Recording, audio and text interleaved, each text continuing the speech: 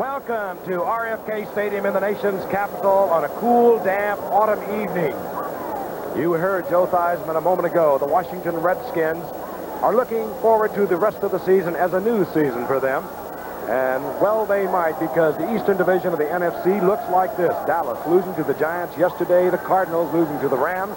Three-way tie at the top. Washington can make it four-way if they can win tonight over Atlanta. And to do so, Don Meredith, you would have to think Washington will have to go back to their winning ways, and that means what, man? This man, John Riggins. This man, John Riggins, you're absolutely right. He's going to have to stick very close to the Hogs, as they say. The big front guys, big offensive linemen, they're going to have two new faces. George Stark is out. Joe Bostic is out.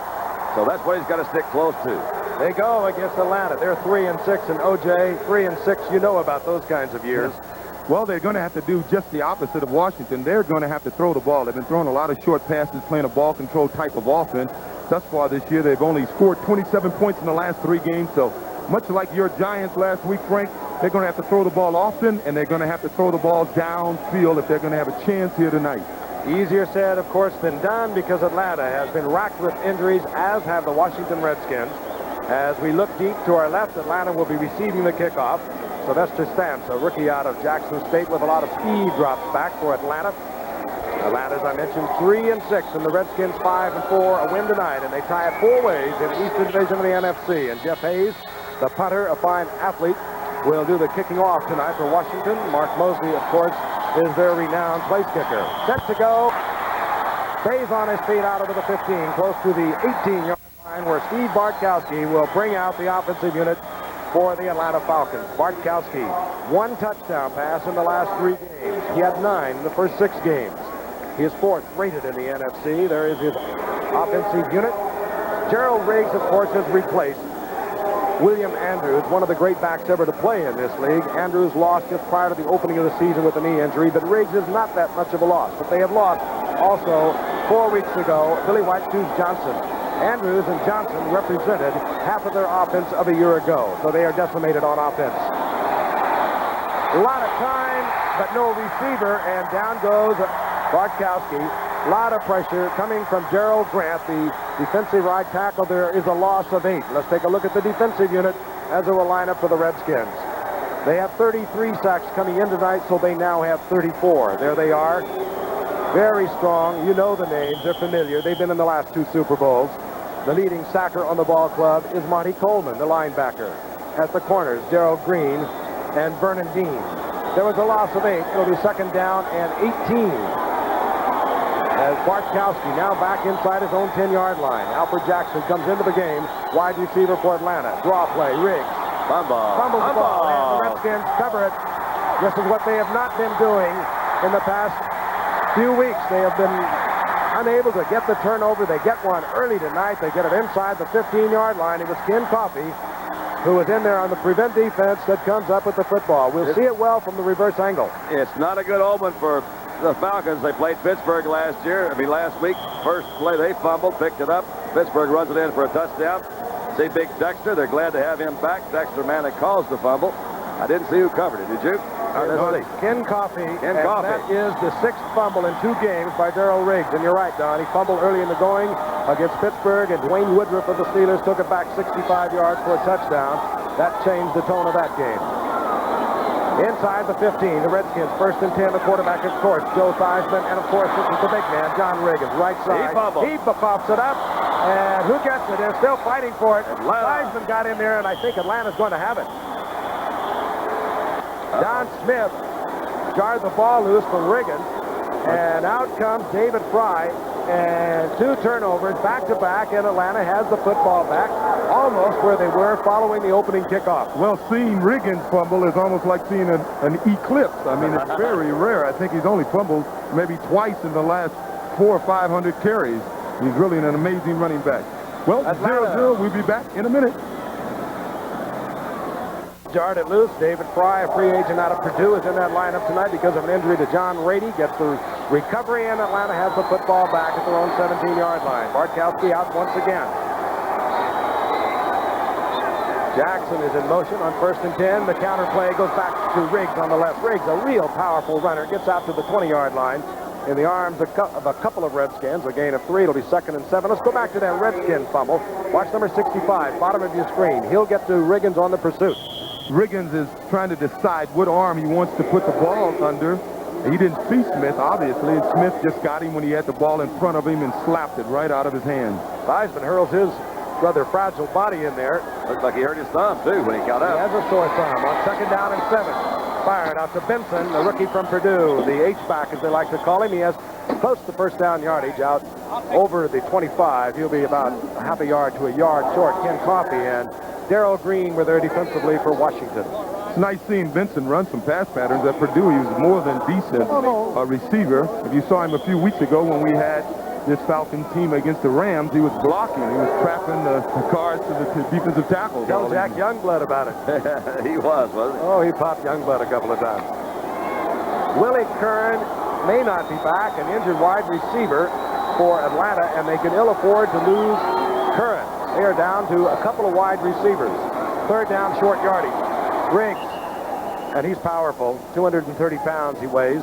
He perhaps runs as hard as William Andrews, but he's not the complete football player, at least at this point in his career, that Andrews was. Andrews, as I mentioned earlier, out before the start of the season, gained over 1,500 yards a year ago, but he had 59 receptions, and Andrews was a superb blocker. That's the key, I think, Frank. They don't have that little drop-off back that can throw that faster. Last year, the running backs made a big dent in that passing game. At the 29-yard line, 1st down and 10, Atlanta. Alfred Jackson, who probably should not be playing tonight. He's in there because of the injury to Curran. And that will be Stacey Bailey out on the left side. Bailey with good numbers coming into tonight. He is a professional caliber wide receiver, no question about that, averaging just under 19 yards. He's caught 5 touchdowns. He has great speed. Let's look from behind. He's an excellent receiver from San Jose State. They don't like to run him over the middle because he only weighs 157 pounds, if you can believe that. I bet he doesn't like to run over the middle either. And with Vernon Dean making the stop, but not until Bailey picks up the 1st down out over the 40-yard line. Riggs, the single setback offense. Turns the corner. Vernon Dean up there quickly, as was Curtis Jordan. I'll tell you just quickly, as we look at Dan Henning, the 2nd-year coach, who coached here under Joe Gibbs in 81 and 82. But Alfred Jackson is in the game tonight with a very sore shoulder. Billy Curran had started. We've already told you that Billy White Shoes Johnson, who was injured against the Rams a few weeks ago, out for the season, unavailable, of course. Boyd Hodge, another wide receiver, is injured for Atlanta, so they are hurting out on the flanks. 2nd down and 8 from the 42-yard line. Bartkowski back. Bartkowski will be sacked for the 2nd time in the early going. Mann was there, but that left side of the Redskins defense, Dave Butts and Charlie Mann. Loss of 12 this time. They really get to, they want to pass, they want to throw the ball, but one of the things they've had a lot of trouble with this year is Steve's not what you call your most mobile quarterback. They've really been getting to him a lot. Got to him a lot last week. You know, Don, you mentioned William Andrews earlier. That was a case where they would dump that ball off to him. That's right. 3rd down and 20. I mentioned the problems out on the outside, the wide receivers for Atlanta. Arthur Cox, the starting tight end tonight, came down with a groin muscle pull, so they're starting a rookie from Southern Mississippi, a tight end, number 80, Mike Landrum. 3rd and 20. Throwing underneath. That's the youngster I spoke of, Landrum. The rookie gets out over the 45 to the 46, some 4 yards shy of the 1st down, and we'll see the punting unit now for Atlanta. That will mean Ralph Giacomo, and we watched him, Don and O.J., against the Rams a couple of weeks ago, and Giacomo can really bang it. Dropping deep will be Mike Nelms. Darrell Green goes back there with him, and one would suspect that in years to come, Darrell Green is going to see a lot more return duty. He has that unbelievable speed that you know of, O.J. 10:08 for the 100 meters. World class, no question. And Nelms takes a look at it at around the 20, and on a soft field, it drops at the 21. So we have 10:31 remaining in the 1st quarter. No score from the nation's capital. We'll be back in a moment.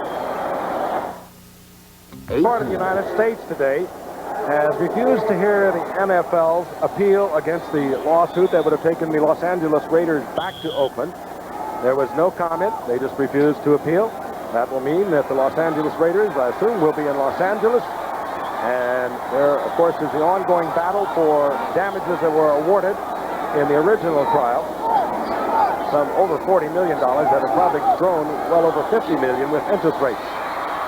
That today. All right. Theismann is sacked about at the 10-yard line. And, of course, that decision by the Supreme Court will have some rather major effects on the world of sports, period, in professional sports. Well, what made that play work for the Falcons is the fact that Al Richardson, number 56, got over near Rick Walker, who I think Theismann wanted to drop the ball off to. Second down and 20. The ball back at the 10-yard line will give you the changes forced by injuries by the Redskins in just a moment. Theismann looks it over from just inside the 10-yard line. John Regan, single setback.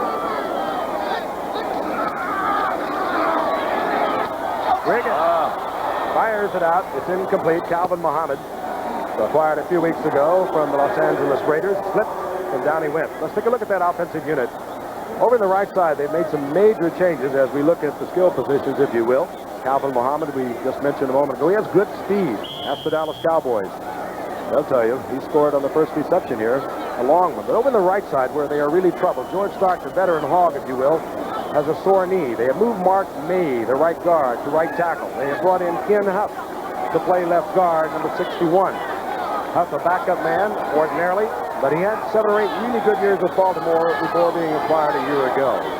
So he's capable of the job. It's third down and 20. Atlanta showed blitz, dropped out of it. Theismann looking into the slot, and Art Monk was there.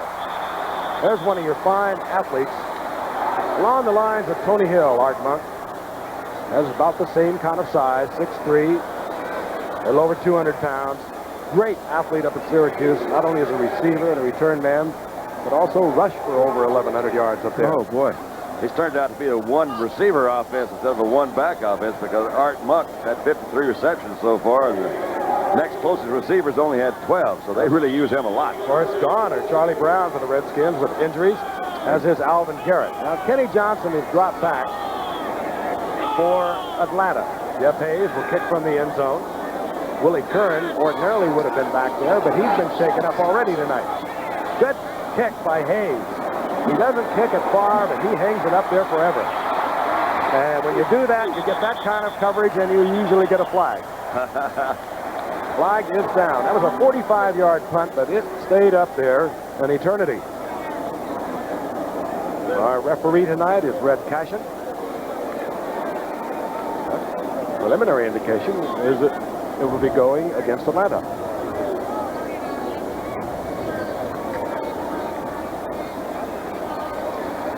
Now we're having a little technical difficulty there with Red Cashin's RF microphone, but I do believe he said number 39, that would be Cliff Austin. And Jeff Hayes has had a good job, done a good job all year. They put that ball up in the air to stay there. He ranks like 4th in net average around the league. So Bartkowski will come back out for Atlanta, their third offensive possession, and we'll be back in just a moment. In 1981, offensive coordinator there for record-setting San Diego Chargers, Joe Gibbs. And Noah Theismann had suffered a sprained thumb in practice a couple of days ago, and he has got an ice pack on that thumb right now. He got involved in a scramble for the ball early on. This is Riggs on first down and 10. Atlanta working from the 33-yard line. He gets the line of scrimmage and maybe a half a yard out of it.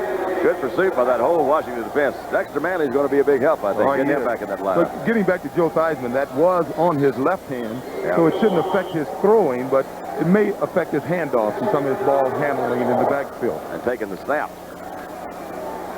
Taking that snap. At the 33-yard line, just over the 33-yard line, Atlanta, second down, call it 10. Arthur Cox, 88, slips over to the left side, the big tight end. That's Simpson in motion. Bartkowski. Look at there. Down with it is Alfred Jackson. And that was almost picked off, but as it turned out, it turned into quite a reception. Let's take a look at it again. Again, you give Bartkowski time, and he's going to thread the needle. Well, Vernon Dean, number 32, leads the NFC in interceptions, and I think he thought he was going to have number 7. I think he did, too. He was going for it, wasn't he?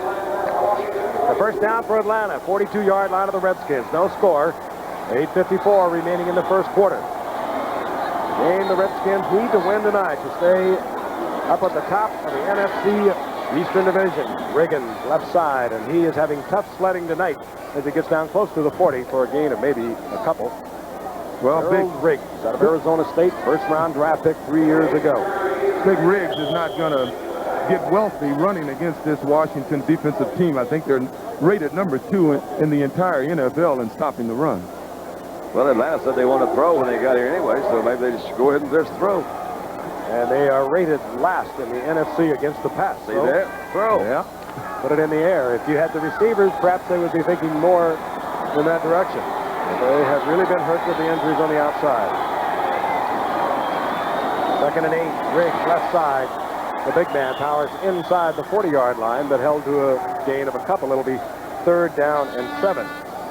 You know, the weather is an ideal night for football. It's relatively dry in the air, but it did rain last night, and I think the surface of this field is a little moist. I've noticed Calvin Muhammad, when he ran that pattern, he fell, and I saw a couple of defensive backs fall trying to make big cuts. So it could hurt the runner. You saw Riggs come out. A year ago, that would not happen with Atlanta because William Andrews is such a fine receiver. But they bring in a receiver to replace Riggs on the 3rd and long. Bartkowski going for Jackson. Close. Near the goal line, Close. Anthony Washington, the nickelback, was right there. Close, Tony, close. I tell you, if Alfred Jackson was a good basketball player, you know how you go up and draw the foul? Yeah. He could maybe drew the foul on that. Let's take a look at him. You see him start leaning away from the ball. Now, if he would have went straight up, watching number 85.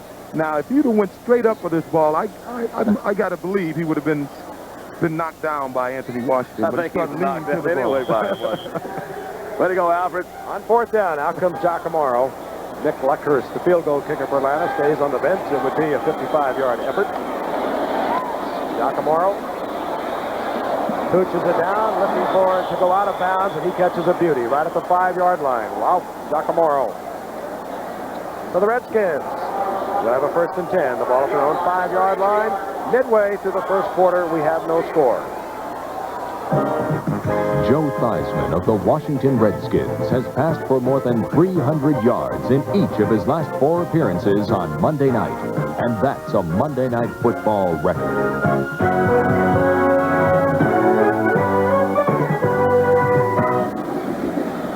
Redskins at their 5-yard line, 1st down and 10. We saw Theismann with an ice pack on that left thumb. You see the tape there. He did it in practice. We asked him, how will it affect his play? And how he got it. Well, we had an exchange in practice towards the end of practice, and John and I just had a collision. And I was handing off, and he ran into me, and I just jammed my thumb a little bit. It won't affect my play at all tonight. It's going to be, it's been fine. I've practiced the last couple of days with it. The reports in the newspaper are really a joke, and it's a shame that they allow journalism like that to go on. I think it gives every journalist a bad reputation to speculate and make up stories about some off-the-field altercation. It was obvious. The coach said it happened in practice. I said it happened in practice. Everybody saw it happen in practice, and they want to speculate. And I think it really is. It's a real black mark to the paper that reports it. I wonder how he hurt his thumb, O.J.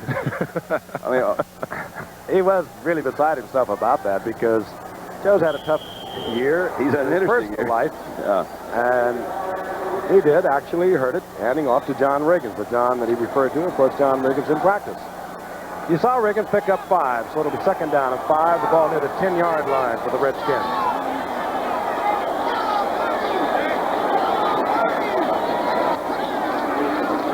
Riggins looks that right side and struggles in the arms of Atlanta Falcons, but he is out close to a 1st down, dependent upon where it is marked. Could be just inches short. Saw big Mark May trying to get out in front of him, and John actually kind of ran into Mark there for a little bit. Frank mentioned earlier Mark's playing a different position. It's kind of nice when you got those guys that can shift around and play different positions, but I happen to think it may throw a little bit of that timing off. You know, they get used to running behind the same guards and tackles. Am I right about that or not? Oh, yeah, I guess so. But when you're 6'6", 290, you can play anywhere up front. 3rd down, short yardage. They bring Walmsley in. He usually blocks out in front of Riggins. Riggins this time over the left side. He'll have the 1st down. He's hammered there, but he moves behind Big Joe Jacoby and Russ Graham over the left side. David Fry laid a good one on him, didn't he? David's excited about it. David Fry is not big. He's only 6'2", 213 pounds, but he will really give you a hammer. Look at this Washington offensive line. See, when you run behind them, the line of scrimmage is maybe 3 or 4 yards downfield. See, before he comes up to a defensive man, the Washington offensive line has already got him 3 yards. I can run behind that. Oh, you can't either. Well, I could have. Would you call that a basic football fundamental position that David Fry was in to deliver that blow? He didn't. First down is at the 16-yard line for the Redskins. They move behind Riggins. That's how they have moved over the past 3 years. And they did so, arriving at 2 Super Bowls. All right. Theismann, with a good string, fires it out to Art Monk. Tough pass to throw. Theismann had enough on it to get it there. Short of the first down by about 3. I tell you, sometimes you see Theismann, Don, and you think of Bartkowski, he has a rifle for an arm, but sometimes Theismann will throw a ball like that as well as any quarterback I've ever seen. I tell you, particularly last year before last, and last year too, I think Joe was on a streak of about 8 or 9 games that I've never seen anybody throw the ball any better than he did. Redskins coming off a 37-13 loss to the Giants, and they could only move the ball for some 250 yards a week ago. 2nd and 3, Theismann fires it and it's complete, and it goes in there to Calvin Muhammad, and the speedster acquired from the Raiders a few weeks ago picks up the first down. He's out close to the 35-yard line. Back on that Joe throwing, I think Joe learned to throw at a really kind of an older age. I've always felt this is kind of funny, but I think you either know how to throw or you don't know how to throw. You can kind of learn a few techniques, but he has just worked and worked and worked, and I think he became a much better passer. I don't think he was that good when he first started playing. Well, maybe Canada helped because they throw the ball an awful lot up there. Just inside the 35-yard line, the Redskins, 1st and 10. 4 minutes remaining the first quarter, no score. Riggins bowls ahead, and he's having tough going tonight. Out over the 35, he'll get a yard and a half out of that. We'll call it 2nd down and 9. You know, we talk about Canada. Joe did play a few years up there in Toronto, I guess it was. Warren Moon was another quarterback. When he came out of college, they felt he may not have had the arm to play in the NFL. He went to Canada, and now they say he has a great arm. Theismann played 3 up in Canada. The Redskins under George Allen gave a first-round draft pick to Miami to get his rights when they brought him here in 1974. He watched for years behind Jurgensen and Kilmer. Riggins taken down once again and finished.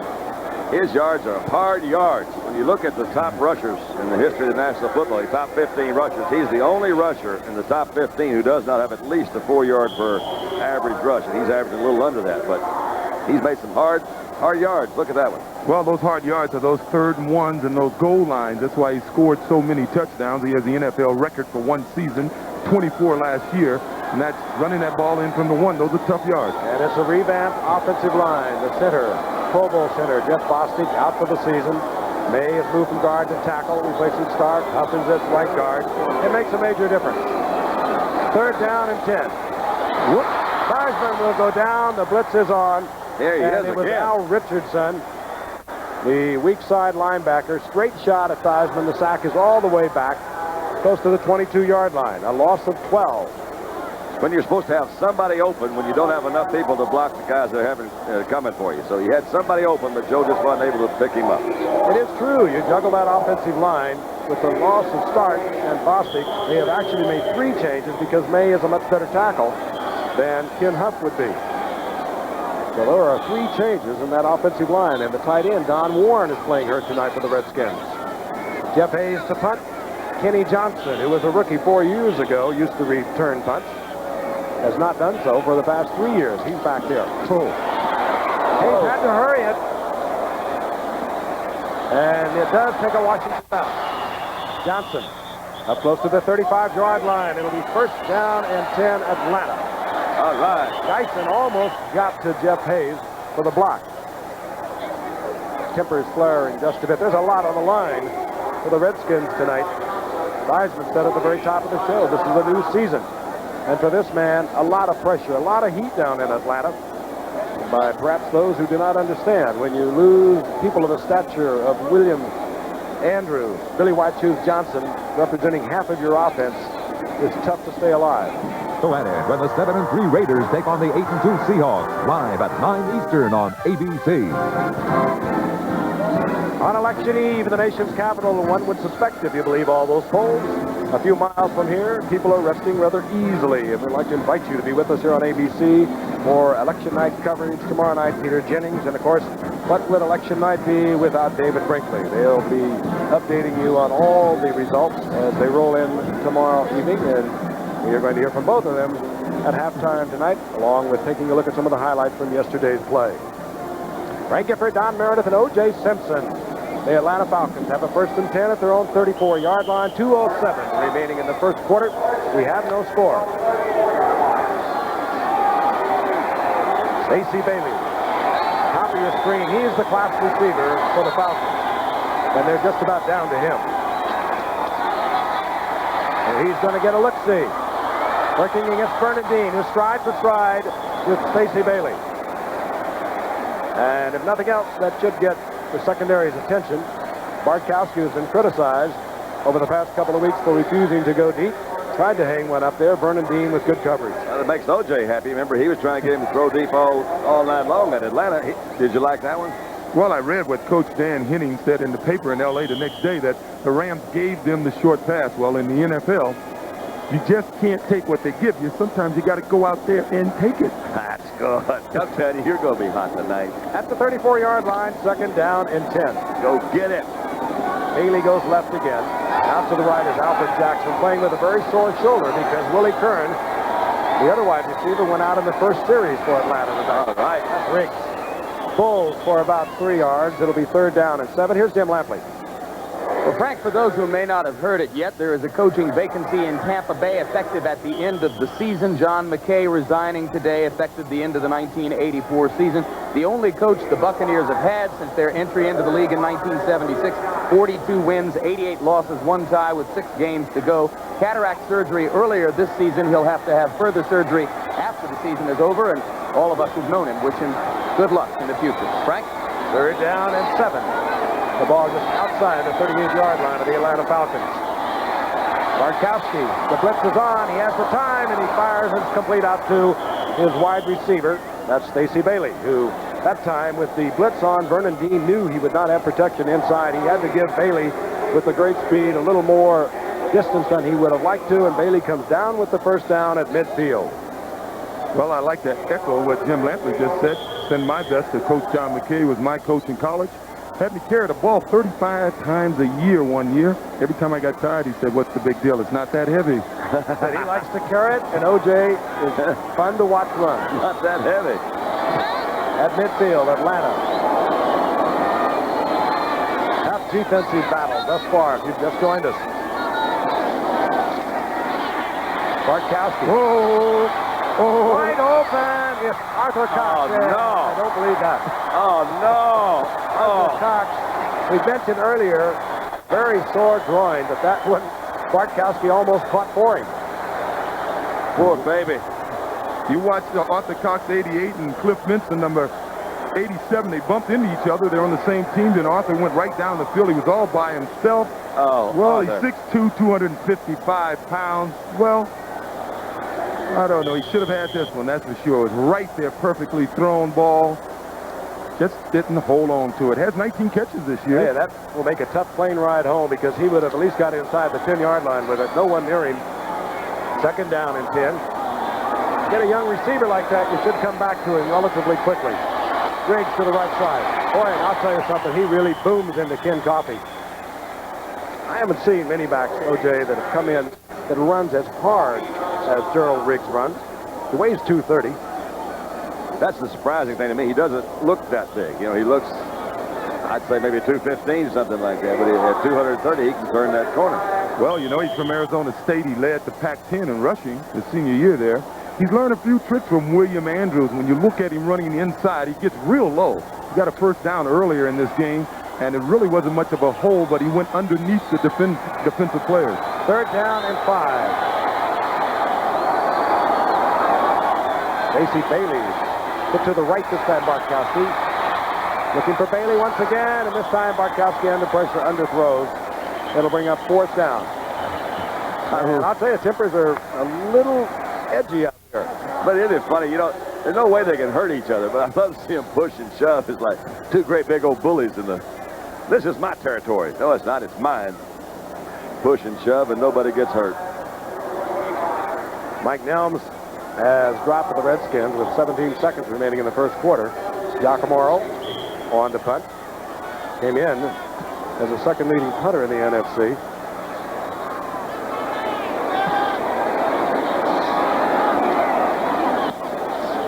Giacomoro looking for the right sideline.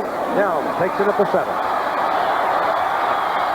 And Nelms works it out to the 15-yard line. A little breathing room for the Redskins. I want to remind you, live at 8 o'clock, 7 o'clock Central Time, and 8 o'clock Pacific. Thursday, November the 15th, a real happening from New York City. It's the golden night in boxing history as 5 members of the '84 United States Olympic boxing team make their professional debut. There'll be Mark Breland, Pernell Whitaker, Meldrick Taylor, Evander Holyfield, and Tyrell Biggs, all on a spectacular card. You don't want to miss it. Thursday, November the 15th, live at 8, 7 o'clock Central, right here on ABC, just as you saw it in this past summer at the Olympic Games in Los Angeles. They mark it at the 16-yard line. First down and 10, Washington. They'll be able to get a play off before the first quarter expires. Redskins on a 2-game losing streak. The Falcons on a 3-game losing streak. That's Muhammad in motion. Riggs with that little counter move. And Don Smith read it. Stepped into the block. The ball is loose, and there's a scramble. Now, that could have been another cost. I tell you, that Riggins that's 2 tonight. I tell you, he was shocked to see Don Smith in his face that time. He ward off the blocker and was right on him in the backfield. That's the end of the first period. No score. Tough, hard-hitting football game from the nation's capital. We'll be back with the second quarter in a moment. Passer in the National Football League a year ago, coming into tonight. He was a 4th-rated passer. Lost a lot of offensive help. So too have the Redskins. What I have not dwelled on is the fact that Joe Washington has not been available for several weeks. And he was the man that Washington changed gears with offensively. When Riggins couldn't get it done, it was Washington. He is out. Should be back in a couple of weeks. Theismann on 2nd and 11. Theismann out over the 25. He'll get the first down up close to the 30-yard line. Tripped up by James Britt. The first quarter numbers. And they do not reflect a dynamite passing game for Washington. That -4 is because of the 2 sacks and a loss of 23 yards. Those are the numbers from the first quarter. And we showed you the standings, and tonight the Redskins are trying to join up with Dallas, the Giants, and St. Louis, all with 6-4 records here in the NFC East. Do or die for four-way time. Art Monk, bottom of your screen. Play action by Theismann. Theismann with a shot to Don Warren, and Warren comes down with a Redskin first down near the 45-yard line. 14-yard pickup. Nice little play-action pass off of what has been in the past one of their most effective runs. You'll see the 2 big guys pulling to their right. A little fake to Riggins. They didn't come that time. Roll out, got some protection behind big Ken Huff. There's Warren open over the middle. I hate to give you the impression these teams should be out here with a fife and drum, but Don Warren was questionable tonight. So many injuries to both ball clubs. Warren with a deeply bruised thigh from the Giant game a week ago, but he comes down with the first down. First down and 10. 44-yard line of the Redskins. No score. We're in the second quarter. Again, play action by Theismann. Theismann steps out of bounds very wisely with a gain of a couple. It'll be second down and 8. We've got a beauty coming up a week from tonight. The Raiders go against the Seahawks. We'll be up in Seattle for that one. And how about Seattle? Tell you, they're no fluke at all, are No, they're not. 2 shutouts in a row, 3 for the season. And we know about the Raiders. Yeah. Great talent there. They mad. Boy, they ran into a buzzsaw in Chicago. The Bears, when they played them, they got some quarterback injuries. We'll see how they all work them out. It's going to be a good ball game. Mind you, if we weren't with us earlier, the Supreme Court has denied to an appeal from the National Football League without comment to hear the antitrust suit appeal. The Ninth Circuit Court of Appeals is hearing the damages. Theismann underthrows to Riggins. It'll bring up third down and 8. The Ninth Circuit Court of Appeals out in California is hearing the NFL's appeal against the damages awarded by the jury in the original trial. The NFL says they are going to repetition the Supreme Court after the decision there. That's all taking place here in the nation's capital today. Just got word, Frank, another injury that is not going to make Atlanta any happier at all, but their tackle Eric Sanders has hurt his knee, and the report is he'll be out for the rest of the ball game. Well, you know, around the league, every team has injuries right now, and it's a credit to these two teams with the injuries that they have. They're playing an excellent football game right now. They're getting it going, aren't they? At the 46-yard line, 3rd down and 8. That's Didier in motion, number 88. To Didier. As flag goes down, and Bobby Butler and Didier collided just as the ball arrived. How about Didier's concentration? Yeah. Hit his shoulder pads, bounced over his head, was able to turn around and catch it. I think it's going to be defensive pass interference, though. Well, that's the case of a guy 5'11", Butler trying to cover a guy 6'5" in Didier, and a perfectly thrown pass that was up high enough that Butler just couldn't get Pass there. interference. Number 23 on the defense. That penalty is declined. First down. Let's take a look at it. You'll see that Butler had pretty good position on Didier, but the ball is thrown a little high, and he's just too short to get up there. Watch him. Well thrown by Theismann to the outside, too. Had he thrown it just a little bit inside, Butler probably could have got a hand on it. And Didier, as Don mentioned, great concentration. I love those kind of plays. First down is at the Atlanta Falcons' 42-yard line. Theismann rifles it to Muhammad, and Calvin gets inside the 30-yard line. That's another first down, and there's a late flag. That was one of those things, looked like neither one of them get their footing over there, O.J. Well, as I said, it rained here last night, and the surface is just a little moist, especially on this end of the football field. Personal foul, it'll work against Atlanta. That happened after the reception. That may have been a hustling Don Smith, number 65, getting over there trying to help out, and he looked like he fell on the crowd, on the pile, rather. Unnecessary roughness. Number 65 on the defense. First down. Don Smith, and that will advance the ball down close to the 15-yard line. Redskins, now a serious threat. No score in the game thus far. Early moments of the second quarter.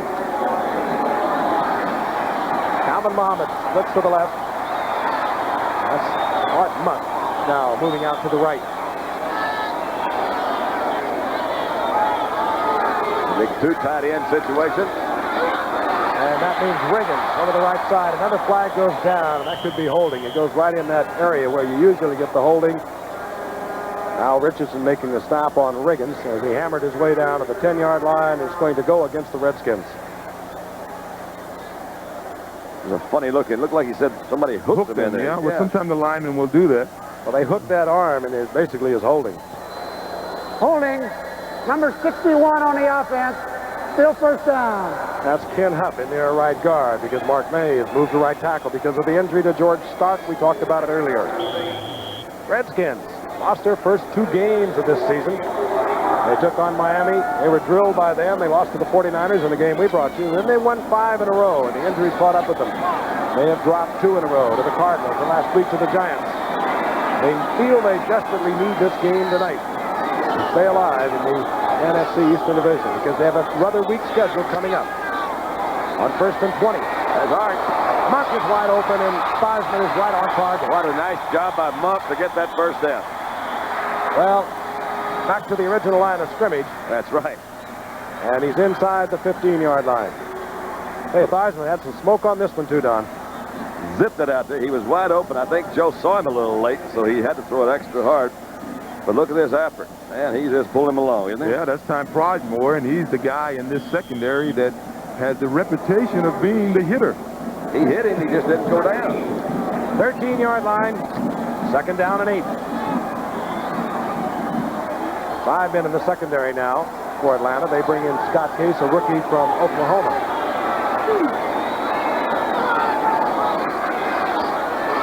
There he is. Theismann. Still tight end. Didier. Or is it Don Warren? I couldn't really see either. I think it's... Hey, there he is. Didier. He's the one you have to watch down near the goal line because he came in tonight with 7 receptions and 3 touchdowns. Last year, he only had 9 receptions, and 4 of those receptions were for touchdowns. So he is the man that Joe looks for down here. O.J. pointed out earlier, he's 6'5", goes about 240, and he gets a first down, goal to go. They're inside the 1-yard line. I'll tell you something else about Didier. He ran a 4.5 40 for a guy that big. He caught a lot of passes from Neil Lomax up at Portland State a few years back. Do you believe Riggins? This is why Riggins doesn't have a big yardage per carry. His 10th touchdown. Yep, that's all he does is score. And they love the Redskins here in Washington. They're on their feet. You hear the diesel horns. And that, of course, referring to John Riggins, who moves behind the now famous Hogs. And I think I see another one of the Hogs limping down there. It's Mark May that time was slow getting up. They can't lose many more of those guys. Well, as you saw by a graphic, that's 92 touchdown. He just passed Franco, and he's now looking at the big Jim, Big Jim Brown. I think that's 106. Mark Mosley comes on. Theismann will put it down. And Darrell Grant will offer the snap. One of the few straightaway kickers remaining in football today. And Mosley splits the upright to 12:35. Remaining in the first half, the Redskins are on top 7-0.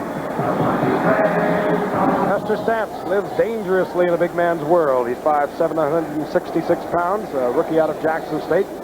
Jeff Hayes will kick off for the Redskins. Jeff Hayes does the kicking off I mentioned earlier for Mark Mosley. He did a lot of different things for North Carolina a few years ago, but he adds another athlete to the defensive unit of the kickoff team. And there's a battle for the football, and finally it's Kenny Johnson who gets the ball in a mix-up at the goal line. He moves out to the 13-yard line. It'll be first down and 10, the Atlanta Falcons. Election night tomorrow night, and be with us here on ABC. Peter Jennings will be there along with all of our people from around the country, and of course David Brinkley. I don't know how many that means for David Brinkley, but he is Mr. Election, and he'll be with us tomorrow night. So you be with us also. Well, you saw Kenny Jackson. He'll get a demerit in the special teams film tomorrow because he took the ball away from Sylvester Stamps. Sylvester leads the NFC in kickoff returns. You let him run the ball. Falcons are down 7-0. Bartkowski changing things up. His tight end, Arthur Cox, perhaps still remembering me. You better do something, Steve, like call timeout. Now that is a sign of total disorganization. People in there in the wrong positions. That should be automatic. You give a formation, they come out and line up in it. Okay. They waste a timeout. We'll be back.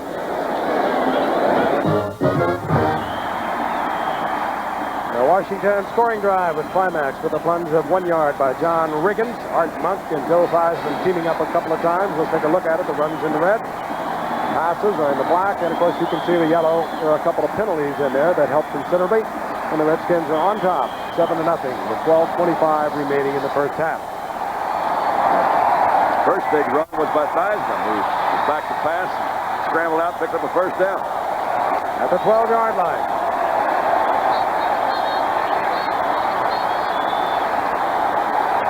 Bartkowski is back. He's in trouble. Sacked for the third time tonight at the 7-yard line. And his defense, he didn't have anybody open.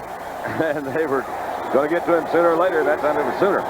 Good coverage, Vernon Dean on Stacey Bailey, and that's where Bartkowski was looking. And you saw number 72, Dexter Manley, one of the many injured Redskins, coming back into good health. He was right there to make sure that Bartkowski was down. Yeah, he was looking for Stacey Bailey. That's where Stacey's weight, I think, is a handicap to him because he ran right into Vernon Dean, and he just didn't have the muscle to push off him to get that in pattern. From the end zone. Batted away. Wow. This time, it's linebacker gets a big hand in there. Oh, Bartkowski was hit by Monty Coleman that time. That's one of those you don't see him coming. Mel Kaufman right there batting it away. That'll bring up third down and long, and against the Redskins. They are going to pin the ears back and come on this one. Well, let's just hope the Falcons get a little tougher right now because they played an excellent first quarter. You know, when things go against you, they get a few bad breaks. They're only down by 7 points. You can fall apart, and I just hope this team stays tough because they're playing an excellent game thus far. They've only scored 27 points in their last 3 games. They can ill afford to get behind by much. Riggs at least will get some area for Ralph Giacomoro to do his punting from. That's really what he was trying to do, too, wasn't he? He's just trying to give him a little bit more room. Well, the defense have been playing super defense for him, and I guess they're going to put the pressure on him. They've had the pressure on him for the majority of this season. They have one legitimate wide receiver remaining, Stacey Bailey. Billy White-Shoes Johnson is gone. Floyd Hodge is injured tonight. Alfred Jackson is playing. He's playing hurt. And they have 2 youngsters at the tight end. Giacomoro. Oh, he got a good one. Oh, did he? This is Darrell Green. And the second-year cornerback who had a tremendous year a year ago gets it to midfield. And there is hitting going on tonight here at RFK Stadium. Good field position once again for the Redskins. Flag is down back at the 15-yard line. They'll sort this one out for you. So many flags on the special teams, the kicking units. Here's Red Cashin, our referee. Holding during the kick. Number 39 of the receivers, 10 yards from where the ball was caught. Be first down at 10. Otis Wansley holding for the Redskins, so they back it up to the 40-yard line. Actually, where it was caught, he said, so it goes back even further than that. Indeed it will. Now they move it back to the 30-yard line, so the Redskins, rather than being at midfield, will be at their own 30. Redskins at their own 30-yard line. Joel Theismann into the night, ranked 9th in the NFC. He was 2nd in the league a year ago to his counterpart tonight, Bartkowski. Monk. And Art Monk with a good straight arm, stays on his feet. Good effort. Out close to the 39-yard line. He is some athlete. Worked against James Britt, used the straight arm, reflective perhaps of his running back days at Syracuse. Hard to imagine him as a running back, though, is it? When you look at his height, you don't see that many guys that are basically that tall. They list him as 6'3". He looks to me, he's closer to 6'5". He had 102 receptions at Syracuse, gained over 1,100 yards rushing, and a bundle more returning kicks. To the 38 on 2nd and 2. Riggins with a big opening left side, out over the 45 to the 47-yard line. It'll be first down once again. One of the other injured Atlanta Falcons, that's Jeff Van Note, that fractured his right ring finger last week against Pittsburgh. They've got a couple of pins in there. He says he's ready to go if they need him. Considering what's been happening to Atlanta, he might be pressed into service. But the grizzled one, Jeff Van Note, now in his 16th year, says, I'm ready. On 1st and 10, Riggins now finding a little running room, and Riggins powers down close to the 46-yard line. He'll get 8 out of that to bring up 2nd and 2, and we'll pause 5 seconds and allow our stations to identify themselves. Channel 4, WTAE-TV, Pittsburgh.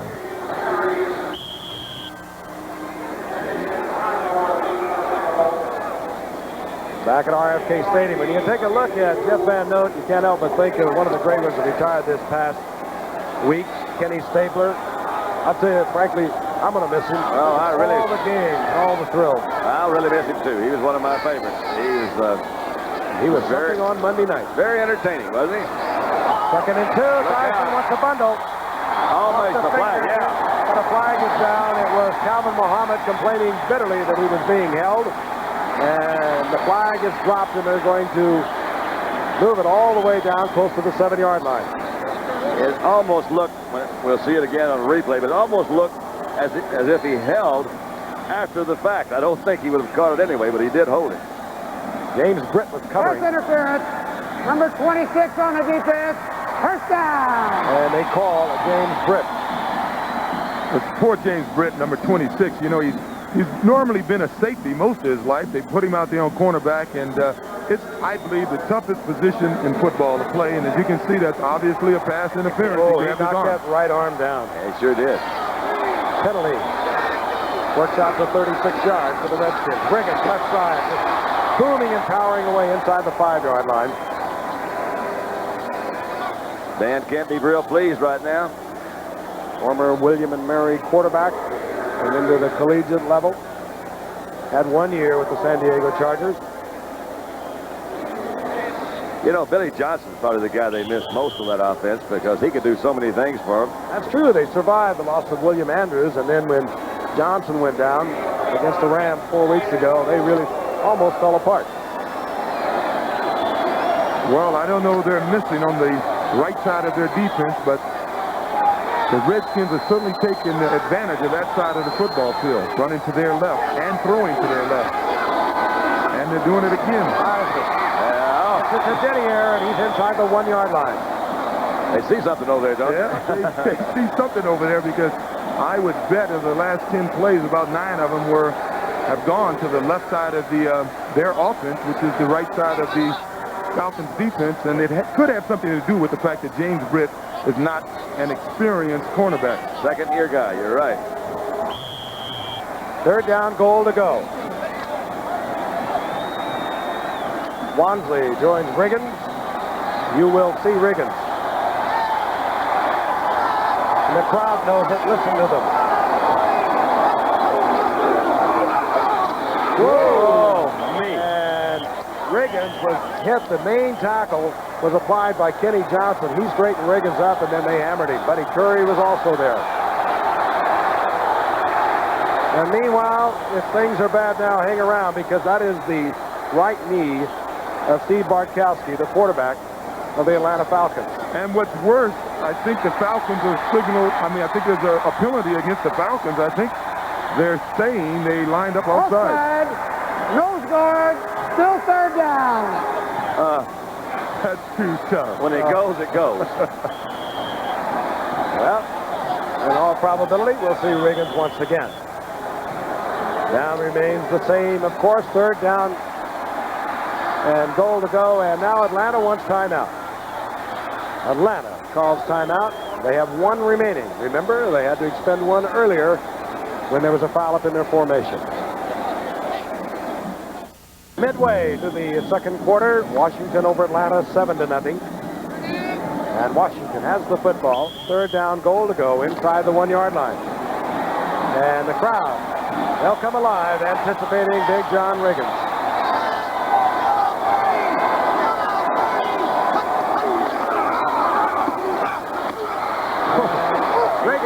Not get in, and now decision time, and one would suspect that you go again on 4th down. Several things to be considered. Atlanta very weak offensively over the past few weeks. If you should miss, you leave them inside the 1-yard line to the 1st down and 10. So Mosley will stay on the bench on 4th down. The Redskins will go. What a real charge it is in that defensive huddle, though. As you look at those guys, they're so juiced up. They stopped them one time, actually, for a little bit of a loss. The ball was closer to the goal line the time before. Here's where you need that back that can go over the top. But Riggins has been the most effective back in football, maybe in the history of the football, and getting over from here.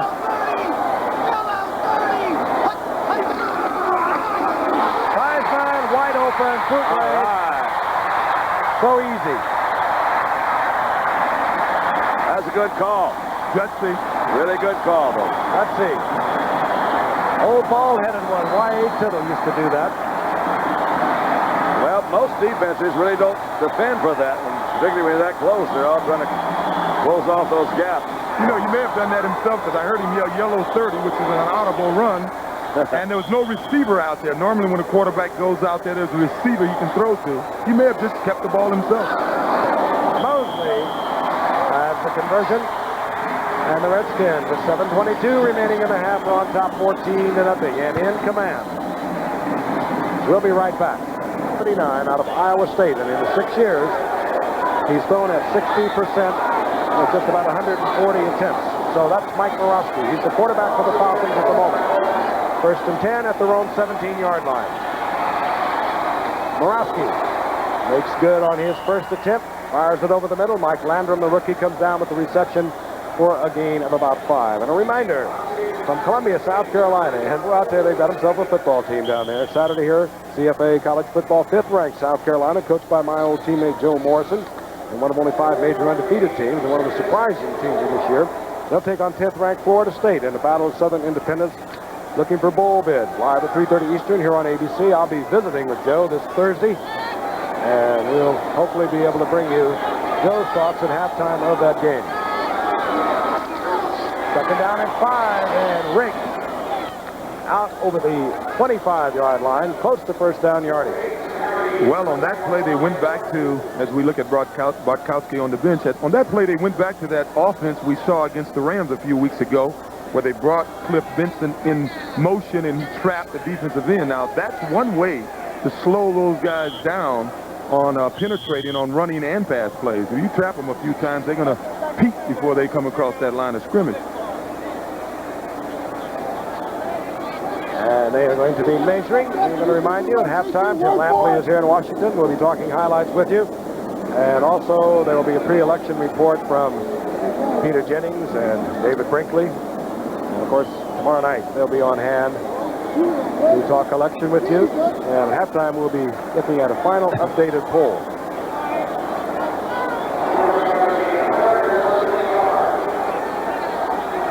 Mike Morosky steps in there. They've almost got him a first down. I gave him to Iowa State a little earlier. He's actually from the University of California at Davis. Yeah. Well, he would have been good out there, too. Sure, he could play anywhere. Yeah, he could play either way. He's 6'4" and 203 pounds. He's had a great job because Bartkowski, as I mentioned earlier, has been very durable over the past 4 or 5 years. Third down, you saw how much. Drink. Good block. Look out. Gerald Green, the smallest man in the defensive unit for the Redskins, attacks Riggs at midfield, but it's first down Atlanta inside Redskin territory, a 23-yard pickup. And if Darrell Green was not the fastest man on the field, Riggs may have been in the end zone. As you can see, he did a good job of getting outside. He picks up a block from his wide receiver. Boy, strong. And out of nowhere, burning comes Darrell Green. He is swift. That Green can move. Remember, a year ago, season opener, Tony Dorsett running down the sideline. And Darrell Green came from nowhere to run down Dorsett, who has great speed. Dallas didn't score a touchdown either. 49-yard line, first down Atlanta. They trail 14-0 with 5:39 remaining in the half. Morosky, wide open, Bailey. And we talked about great speed. He covered some ground. You see Gerald Green. Bailey had him beat 4 or 5 yards. Not a badly thrown ball. Not a badly thrown pass. And the great speedster from Texas A&I ran him down. Yeah, he's definitely beat on this play. Look at him. He's got like 2 or 3 steps on him. Yeah, you can't coach this. This is one thing you can't coach is speed. I just look for the day when he's covering Ron Brown of the Rams. You know what? Looking at it from that angle, the ball actually went through Stacey's hands. And if anything, it looked as if he may have had to slow down a little bit. So what we saw the first time, maybe the ball could have been thrown out a little bit further. But Green still fast. Bailey goes left. Jackson goes right. Top of your screen now, joined there by Mike Landrum, the tight end. Second down and 10.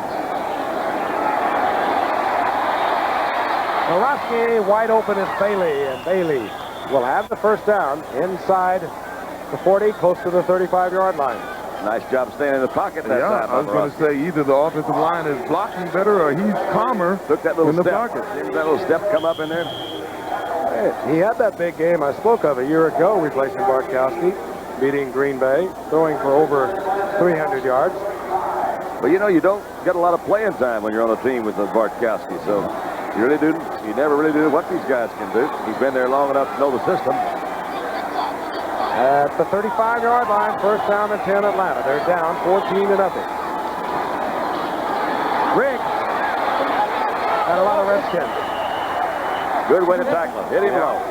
Well, that's one of those plays you got to have total confidence in your blocking offensive line because that play was designed to go inside. I think Riggs may not have had as much confidence in the play as he should have, and he made up his mind to go outside before the play developed, and it was a little crease inside. Time remaining in the first half. That was the good tackle made by Ken Coffey. At 190 pounds, taking on Gerald Riggs. Got him right at the line of scrimmage.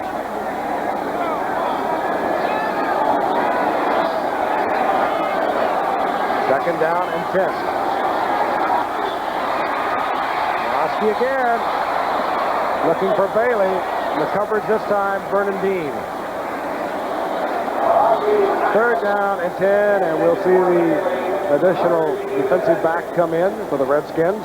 That'll be Anthony Washington, Tony McGee, who was Mr. Sack up in New England for so many years before coming here in 1982, comes in. He is a specialist in the pass rush. He wears number 78.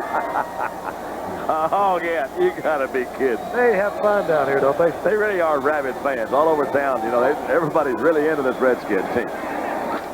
Well, they won the Super Bowl a couple of years ago over Miami. They were blown away by the Raiders, but they got there last year for Super Bowl 18. The only team in the National Football League to not make a 3rd and 10.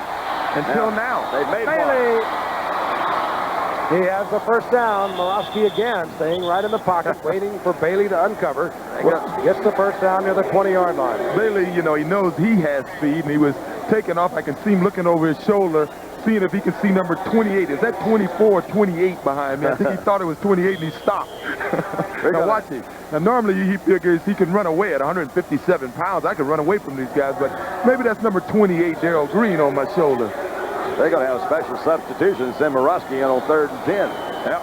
Well, the way he's throwing, they're going to have a special substitution for the rest of the year. Bailey now 4 receptions, 51 yards. First down and 10 inside the 20-yard line. Jackson in motion. Play action to Riggs. Morosky buys time. Out of time. Got him. And Morosky back to the line of scrimmage, steps out of bounds near the 18-yard line. Maybe he gets a yard out of it. It'll bring up 2nd down and 9. Silly as it may sound, but a play like that kind of loosens the quarterback up when he hasn't played a lot. He gets out there, and you get the feel and let those natural juices flow. He's got to be a good quarterback, or he wouldn't be here even as a backup quarterback. The thing that they don't get to do is they don't get to play very much. So I'd say that he's probably pretty comfortable right now. Had a little success throwing the ball. He's got his team moving some. Yeah, you know, you get a new quarterback in there, and sometimes you say, hey, guys, we got to toughen up. The main man is not back there. They have toughened up. They've been picking up the blitz, and I think he has the ability to buy time, and that may help him in a game like this. Morosky started this drive at the 17-yard line. He's 3 of 5 and has kept it alive. It's 2nd down and 9. Riggs on the draw. Oh, and he will hammer you. Riggs held short of the 10-yard line. It's going to bring up 3rd down and 2. By Gifford, Don Meredith, O.J. Simpson watching a really hard-hitting football game. But something has happened here. They seem to even be calling better plays. I think it's because Morosky stepped in there and he says, I am the main man. Now then, listen up. Here we go. 3rd down and 2. Plays, of course, Morosky from the sideline. Even though he is the main man. I'm still main man. I don't care what. Sometimes those backup guys, the guys love them because they will change the play. Maybe he's doing that. Quick count. And Riggs. It's going to be close. Dan, I know. You're saying please. Yeah. Please. It's up to the official. If he has size triple E feet, he will, you know. Coach Simpson, don't you think that maybe Atlanta would consider going for it? They are going now to measure, but keep in mind, Bartkowski had to waste a first down with a bad formation. A timeout. They called, rather a timeout. They called another one with the Redskins down at the 1-yard line, so they only have 1 timeout remaining with 2:08 remaining in the half. I'll tell you, Coach Simpson, with this team, I think I'm not going to have to make a decision. That's a way to go. First down, Atlanta. I think they would, though, almost. Well, I'm not going to tell you what I would have done. You don't have to. Now, they all know the numbers, but as I mentioned earlier, the Redskins, 2nd in the league against the rush. They are 14th in their conference against the pass, which is only last. San Diego has a worse record against the pass. So what do you think? They're going to put it in the air? That's what I do. Tight like this? Yeah. It makes it very difficult to do either. 2-minute warning. And we'll be back at RFK Stadium in just a moment. Growing list of injured players for Atlanta. Their fine quarterback Steve Bartkowski with the ice pack on the right knee. Meanwhile, Mike Morosky has come on, has moved the Atlanta Ball Club from their own 17-yard line. 12th play is this drive coming up, and the first down is inside Washington's 10-yard line. Redskins leading 14-0. Riggs. Wow. Good move. Good move. Boy, you can hear it when he lowers that shoulder. He gets inside the 3-yard line. Just good, hard running.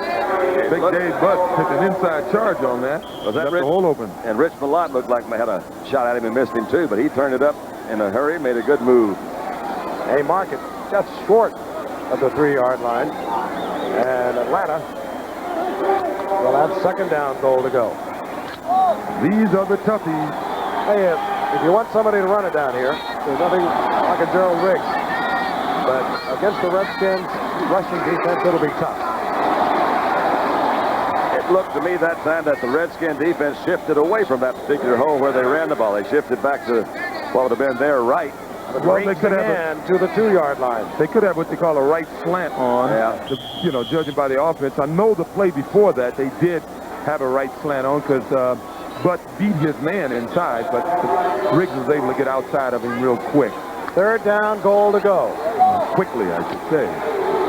They have one timeout remaining, as I mentioned a moment ago. Not a factor at this point. Got him. That'll be 6. Yeah. So Borowski came in for the injured Bartkowski, began that drive at the 17-yard line, threw the ball well, and Darrell Riggs, with the bruising style running, gets it into the end zone. So Atlanta has shortened up the Redskins' lead. You know, that's got to really do something for him. Last week he came in, the game was pretty well over, but he did throw a touchdown against Pittsburgh. He comes back in here again tonight, and that was a beautifully executed drive. So if they don't want to give him the credit, take the credit anyway. Here's Mick Luckhurst, and like Bartkowski a couple of weeks ago, who was suffering from back spasms, Mick Luckhurst has had his problems with back spasms over the past couple of days. Joe Pellegrini, who is in there for an injured Jeff Van Note, snaps it exact to Eric Sanders. Borowski gets it down, and we have a 14-7 game. Back after this from the NFL. And one of the great ones, Sonny Jurgensen, who was right next to us, doing the radio with Sam Huff for the Washington Redskins, and of course by the National Football League. Luckhurst will kick off. Mike Nelms is deep along with Keith Griffin. The Redskins have 3 timeouts. Don't give him any room. And that could change the thinking for the Redskins. They have a little breathing room. They're out close to the 33-yard line. They have 35 seconds remaining. They have 3 timeouts, and we'll be back at RFK Stadium in a moment. It was a well-conceived scoring drive that began at their own 17-yard line. Mike Borowski at the helm.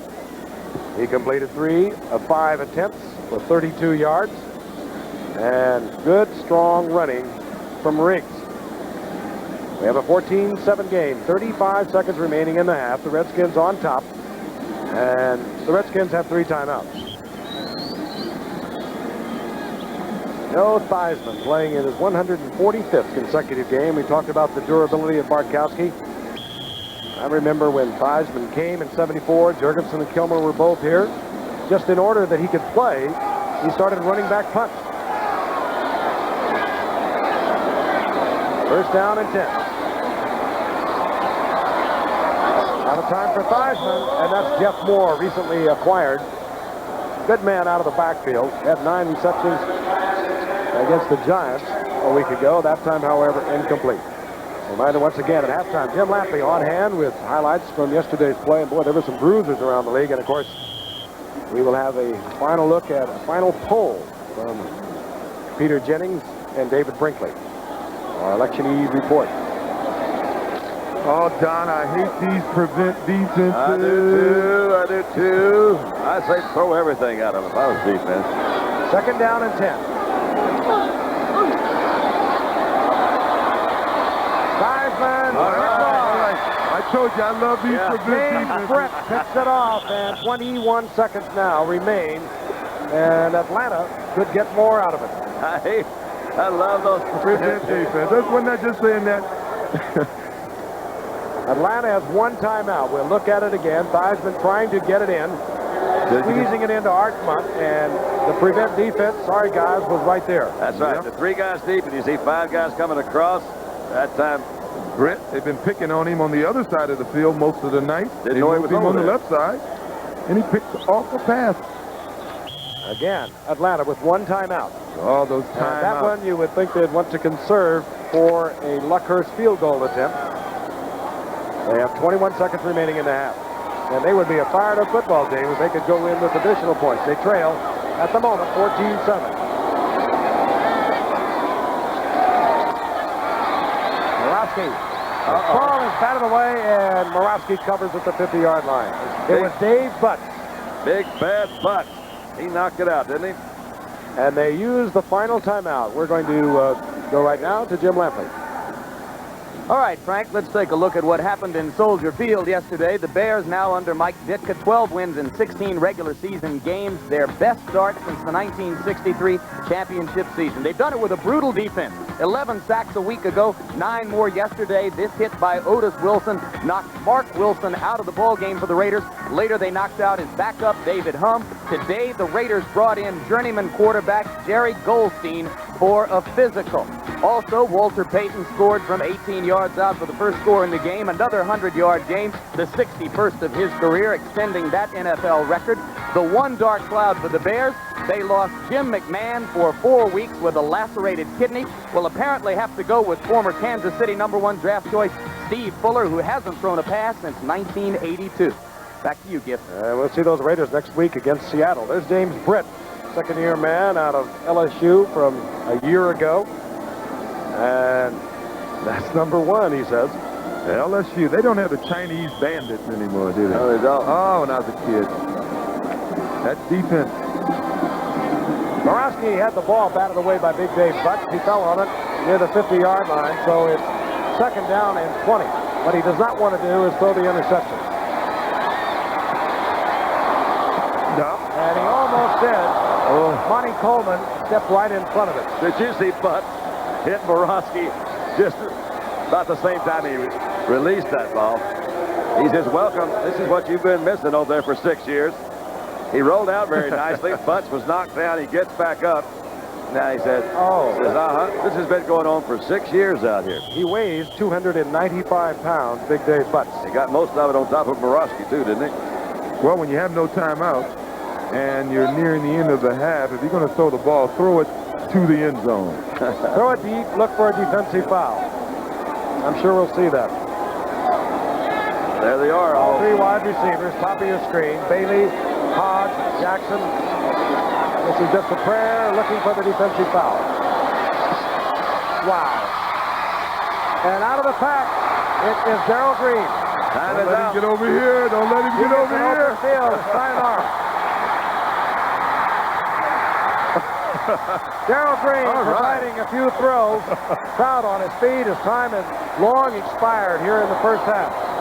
Darrell Green, his first interception of this season. For the Redskins, go to the locker room. I think they are feeling they are very fortunate following the interception by James Britt as they have a 14-7 lead. We'll be back with halftime activities in a moment. Tonight's halftime is being brought to you by Apple Computer, makers of Macintosh, the business computer you already know how to use. We are at halftime in Washington's RFK Stadium after a pretty good half of football. The Redskins on top of the Falcons, 14-7. Now to halftime highlights. More and more, the AFC West becomes the NFL's most compelling division race. The Raiders now in some difficulty. The Broncos continuing to win. Yesterday, they became the first NFL team in 10 years to win a game without getting a first down on the ground. And the Seattle Seahawks, whom you'll see again next Monday night against the Raiders, rapidly emerging under Chuck Knox as one of the strongest teams in the NFL. In 15 years of ABC's Monday Night Football, never had a team followed a shutout on Monday night with another one the following Sunday. But last Monday, you saw the Seahawks shut out the Chargers here on ABC, and yesterday, they did the same thing to the Chiefs. The Seahawks posted the shutout with a defense that embarrassed 3 separate Kansas City quarterbacks and returned 4 interceptions for touchdowns. 2 of them by Dave Brown, 10th-year player out of Michigan. Originally a #1 draft pick of the Steelers, who gave up on him at the cornerback position and made him available to Seattle, where he has been an outstanding corner ever since. Second period, Seahawks were already leading 3-0 when Brown stepped in front of that pass from Kenny intended to Henry Marshall and ran it back 95 yards to give Seattle a 10-0 lead and, in effect, turned the football game around. 2 minutes later, Kenny would look to the right side. This time it was number 42, Keith Simpson, who stepped in front of the ball, picked it off, and went 76 yards for his second touchdown interception return of the season. Later in the game, Kenny Easley, the brilliant safety man, who also had 5 unassisted tackles, also returned an interception for a TD. And the offense did its part as well. Largent caught 1 pass to extend his consecutive game streak to 101. Just before halftime, Dave Craig scrambled to the left and tossed the ball backhanded to the tight end Mike Tice. That made it 31-0 Seattle and showed the resourcefulness that has made the Seahawks a real threat to win the AFC West.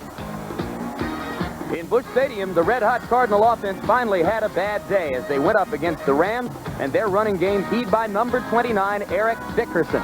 Dickerson took the ball 49 yards down the left side here in the first period to set up a field goal that gave the Rams a 3-0 lead. All in all, more than 150 yards in the first half, 208, a league high for this season on the day. And the Cardinal offense produced only 1 big play all day. This bomb from Neil Lomax, 53 yards to Roy Green, that gave them a 10-3 lead in the second period. But through most of the afternoon, this offense was stifled by the Ram defense, led by inside linebacker Jim Collins and the ageless defensive end Jack Youngblood. Only 1 big passing play for the Rams, too, but it was enough. This touchdown pass from Jeff Kemp, 52 yards to Olympic sprinter Ron Brown, made it 13-10 St. Louis. Later, the Rams got 2 field goals after Cardinal fumbles to beat them 16-13 and snap the Cardinal winning streak at 4 games. Become the first team since the Minnesota Vikings in 1975 to open a season with 10 straight wins. As you look ahead to their chances to finish unbeaten, they play the Eagles, the Chargers, the Jets, the Raiders, the Colts, and the Cowboys, 4 of those 6 games at home. Yesterday, they won a game which had appeared for a long time as though they were going to lose against the New York Jets.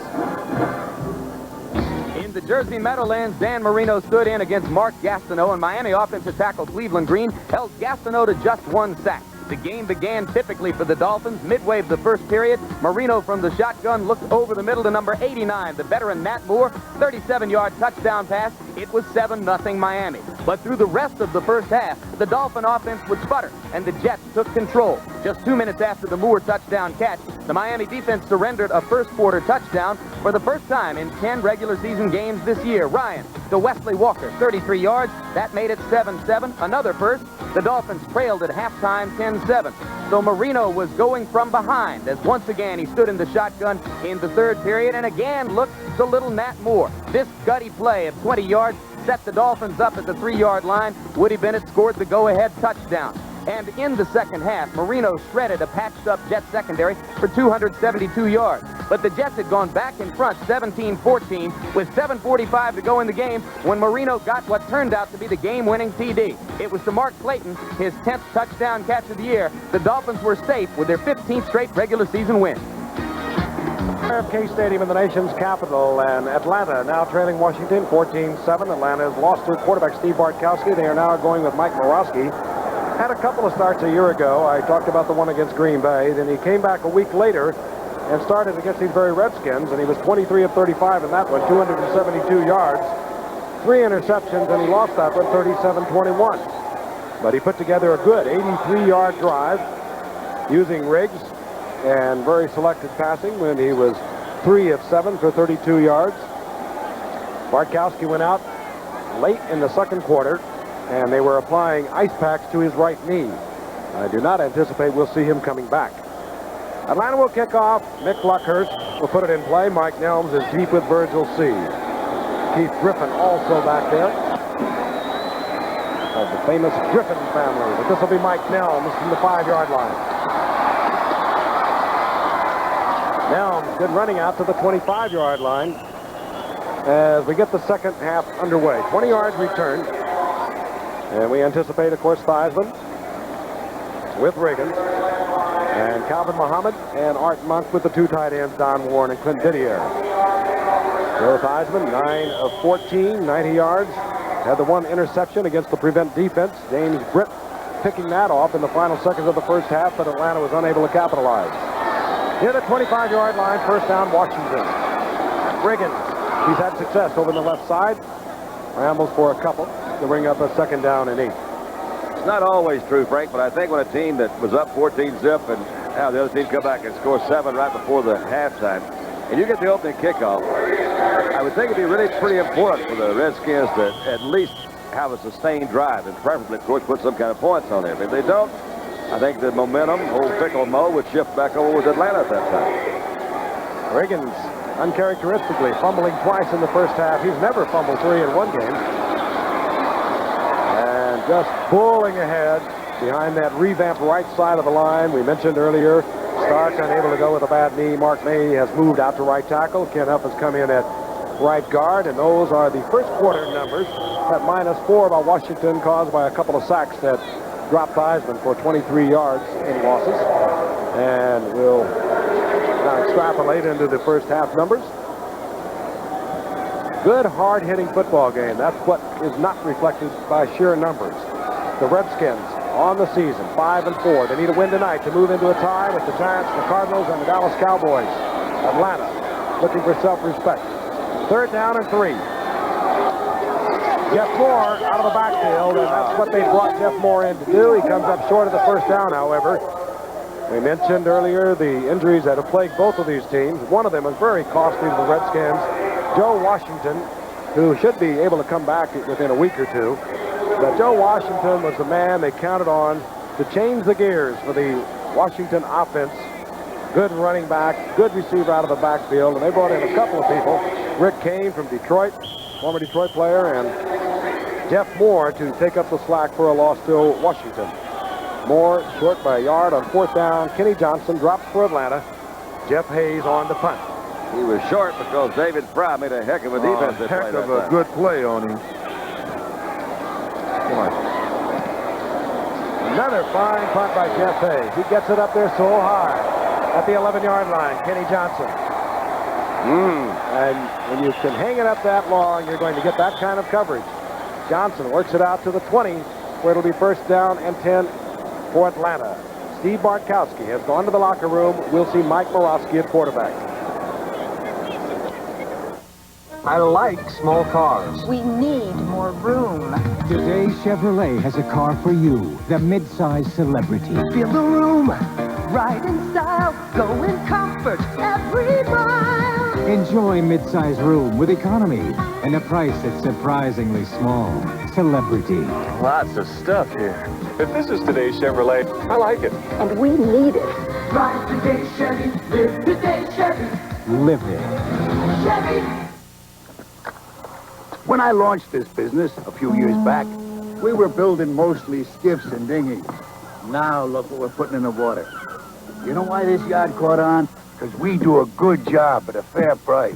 We like Meisterbrow for the same reason. Sure, we could pay more for beer now, but this has a big, full-bodied taste without a big price. Fellas. Jim Mazzetti, formerly of the Atlanta Falcons, is the only player to kick 5 field goals in one game on Monday Night Football. Atlanta went on to defeat the Rams 15-7.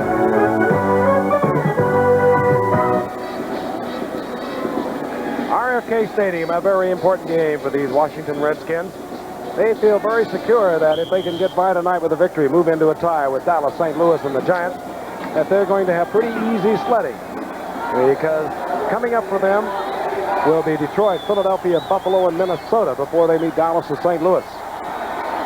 On 1st down and 10. Morosky had a lot of time and keeps his cool, gets it out complete to Riggs. One of the few receptions you'll see Riggs making. And he'll get about 7 out of it to bring up 2nd and 3. Those are the standings I alluded to a moment ago. And after tonight, the Redskins go against Detroit, Philadelphia, Buffalo, and Minnesota. Now, those are teams all under 500, and Joe Gibbs, as a head coach of the Redskins, is 18-0 against teams under 500. So the Redskins have a good stretch ahead of them, but they have their hands full tonight. They need 14-7. We're in the 3rd quarter. Riggs. Almost. And Riggs up just over the 30-yard line. He'll be short of the 1st down. Frank, are you in the proper frame of mind to accept a very sincere congratulations for your giant team? Are you in that kind of mood tonight? I mean, with a brick here and a brick there? We've been talking about the bricks, but I'll tell you, they have come along. I'm really proud of Phil Simms. What he's gone through over the past few years with the injuries, and he's turning into a top-flight quarterback. I'd also like to take this time that, OJ, my favorite thespian, Like I said, it was short. Yeah, Frank's going to be, he's your guest star on Webster, along with our other old buddy, of course, Alex Carrot. But what a lot of folks don't know, they probably ask you, and they asked me if I was available, and of course, we were working a miniature golf tournament or something that week. We couldn't do it, but what do you think about him doing it?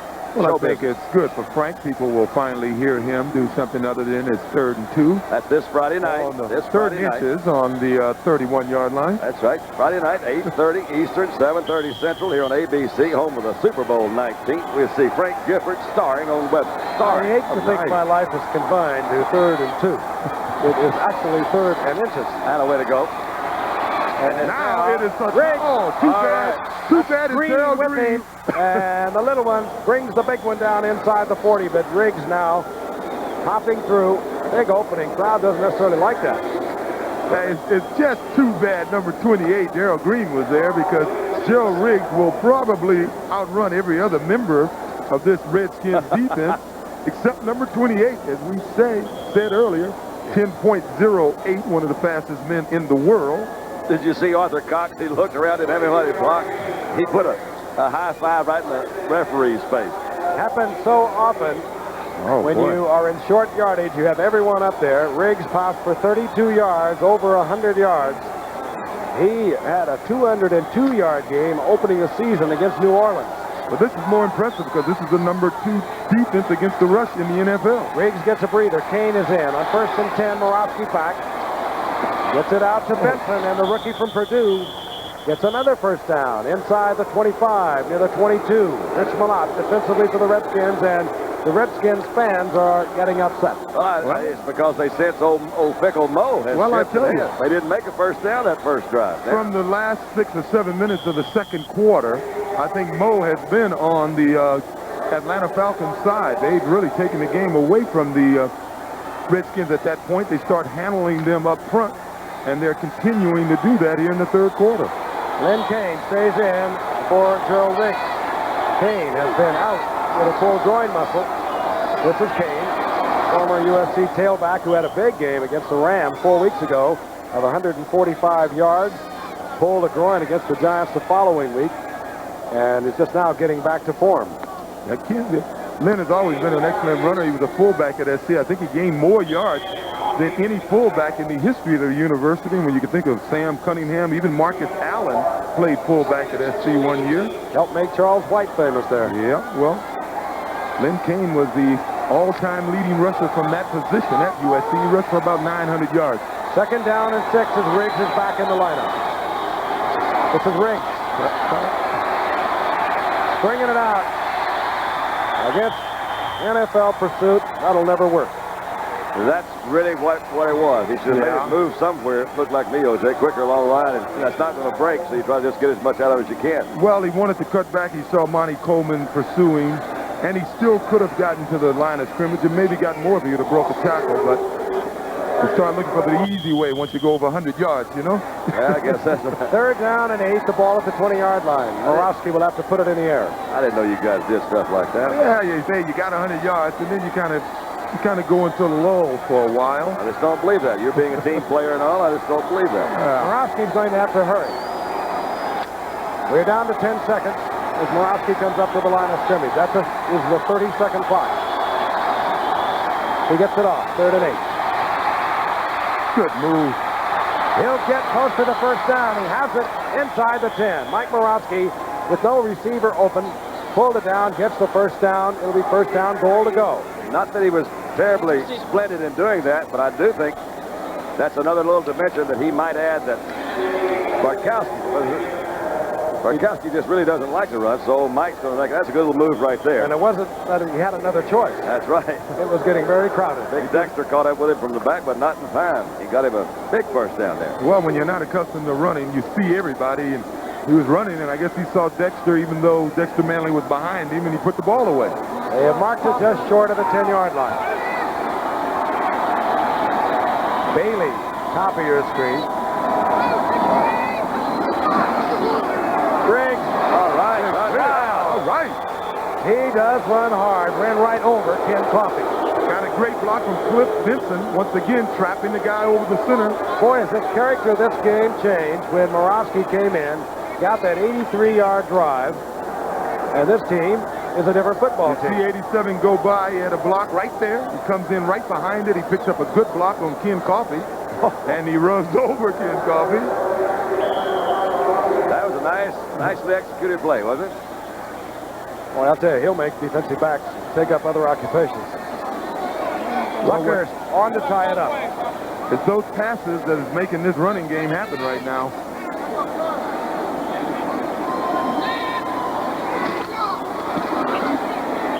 They've got a tied football game and a critical game for the Washington Redskins in the NFC East.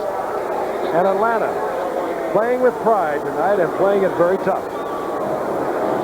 Another Atlanta scoring drive executed by good athletic ability on the part of Morosky. He got trapped in there, was able to amble out for a first down, and then the good hard running of Darrell Riggs. So we've got a tied football game. The one that Riggs broke on that short yardage situation was the one that really kind of opened it up. 32-yard pickup on a third down and less than a yard. Mike Nelms is deep. Keith Griffin is back there. And Luckhurst to kick off. He gets it up there high. Good kick. It puts Nelms in the corner. And Nelms out over the 25. Scrambles up close to the 27-yard line. And I'll remind you, it is election eve. Get out tomorrow and vote. That's what we can all do. And then tomorrow night, watch the election night coverage right here on ABC. Peter Jennings, David Brinkley, and all of our news people from around the country. Washington, first down, just inside their own 26-yard line. They've got a different football team on their hands right now.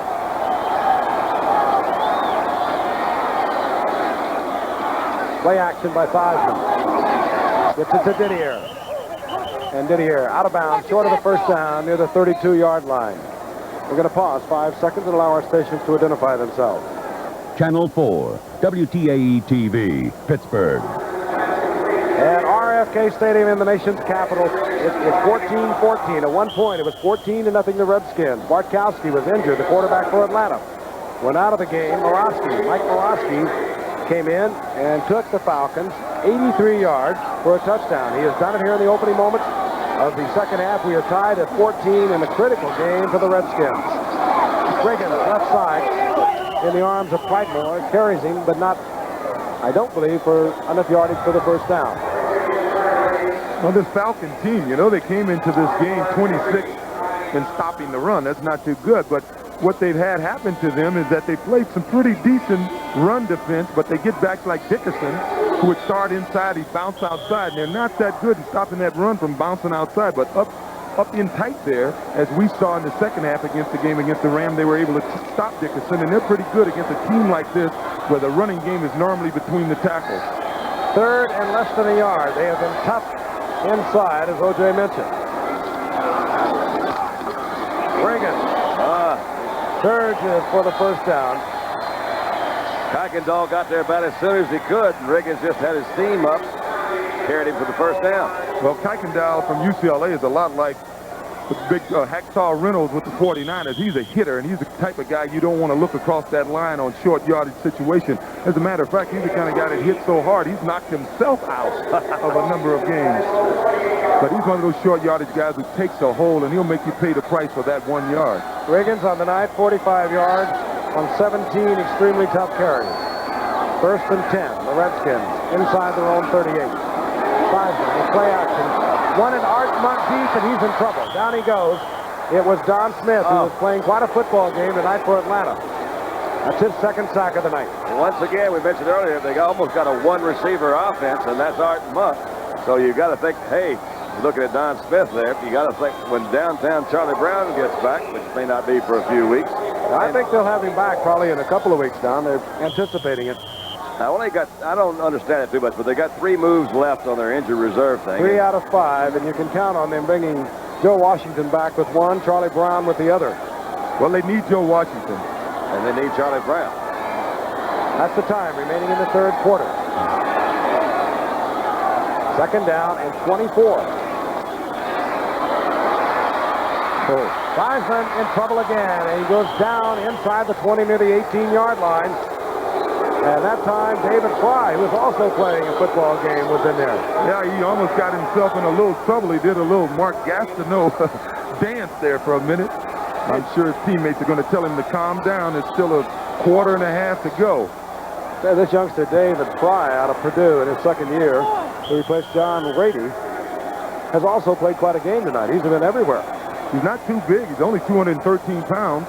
But he plays a lot like Tina Turner. You know, Tina Turner from the 49ers. He plays that type of football game. That's the man who's put the spark to Atlanta's offense.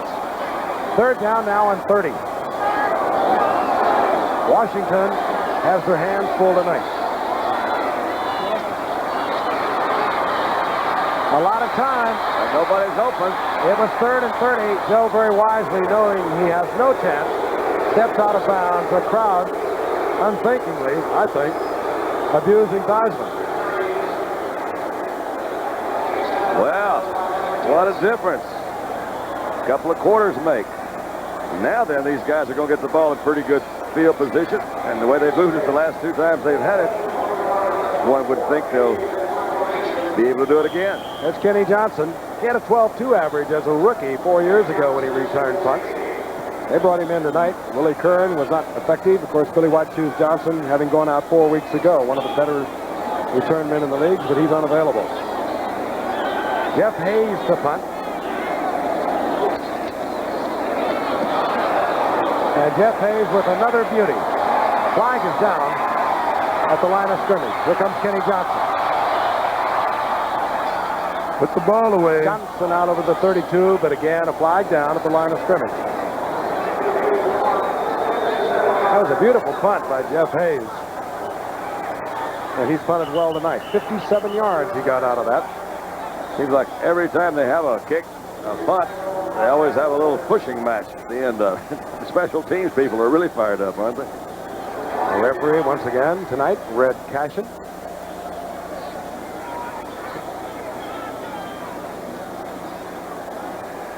Base man against Atlanta.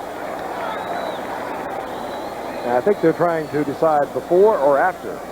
Well, the guy he's talking to was the guy that they got him earlier for a holding when the Redskins were receiving a punt. That's Wansley. Well, normally when you get a face mask on a play like that, somebody's trying to block an outside guy and he's pushing him at the line of scrimmage and he may shove him around the face, around the head. Red Cashin will explain this, but obviously there are a couple of options because Wansley...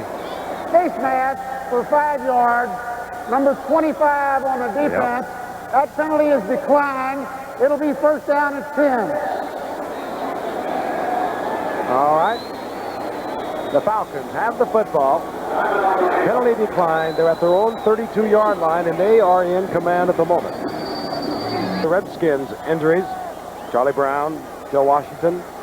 Just reiterate that Atlanta is playing the entire season without the great William Andrews, who had over 1,500 yards rushing and over 600 yards pass receiving a year ago. They also playing without Billy White Shoes Johnson. They represented half of the offense for Atlanta last year. On first down, this man, Riggs, who is over 120 yards on the night rushing, moves out over the 35 to the 36 for a gain of 5. O.J., these guys that we talked about, the Redskin defense, they're really tough against the run, and particularly the last 3-4 times that Atlanta's had the ball, they've been able to run. Do you see anything that the defense is doing that maybe they weren't doing? Well, it's the pass. You know, you look at the Redskins defense, their problem isn't their secondary. They just don't have the real good linebackers who play the run well. play the pass well, and they've been running play-action pass at those guys. Got them a little concerned about getting to their passing zones, and now they're running the ball on them. Second down and 5. Play action. Morowski got it batted away again. Redskins cover it. That's the middle linebacker, Okowitz. Oh, boy. That's twice now the ball has been batted away. They were able to get back to the first one. Now there's a scramble going on. We've had tempers flaring all night. But the Redskins cover it with middle linebacker Neil Okowitz. Big turnover for the Redskins. A flag is now, 2 flags are down. We could have a personal foul working. Well, it's going to be the Redskin ball no matter what, I think. Because the flag came after the recovery. Unnecessary roughness. Number 71 on the white. Unnecessary roughness, number 52 on the red. Penalties all set. First down. After the recovery. First down, Washington. They're at the 33-yard line of Atlanta. Morosky bitterly complaining, but he leaves the field. Occurred after the ball was recovered and dead. Morosky knew that. He just wanted to hear that. Take a look at Morosky from the reverse angle. As you know, they just did a little fake run to hold the linebackers, but the linebackers are blitzing. That's Kaufman. And it looked as if he was passing, but I think he was trying to hold up his throw, and that's what the official... Washington's best field position of the night. Reagan, counter right. And stopped at the line of scrimmage. The first man up there, little Bobby Butler, at 175 pounds, taking on the 240-pound John Riggins. He looked slow that time. Hesitating. Yeah. Well, he's not accustomed to running outside as much as he's been forced to tonight. Yeah. And that's a tribute to the Falcons. They've been tearing it up inside. Saying if you're going to get some yards here tonight, you're going to have to take it outside. And without Joe Washington, the Redskins, they do not run outside as well. 5 minutes remaining in the third quarter, and the clock is moving. We're tied at 14. Critical game for the Redskins. Didier in motion. Theismann. Muhammad, the flag is down. The ball is loose. Fumble, Atlanta's got it. No. Muhammad has it. Does he? Muhammad came up with the ball. The flag is down. Oh, I think Atlanta covered that ball.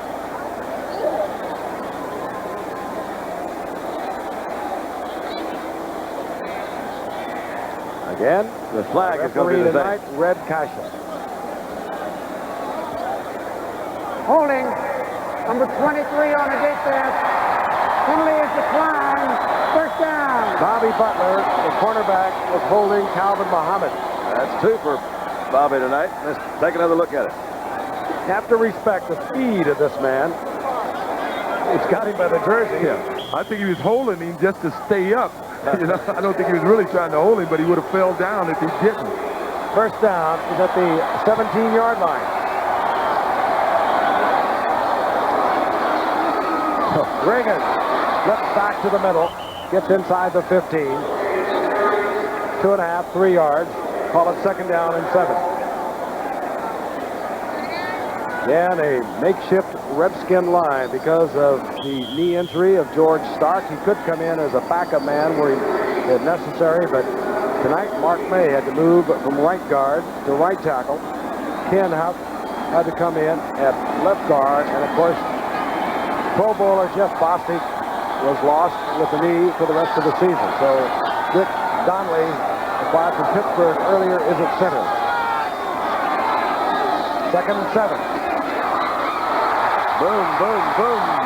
John Reagan at his vintage best at 35 years old. To the 4. 10 tough yards. They're tough yards. You got to give Riggins credit. At 35 years old, you know, he's about 100 yards away from going over 1,000 yards, and he would be at that time the oldest runner to ever go over 1,000 yards. He's 35 and 4 months, and I think the guy who was the oldest before that was John Henry Johnson. That's right. And he was 35 and 1 month.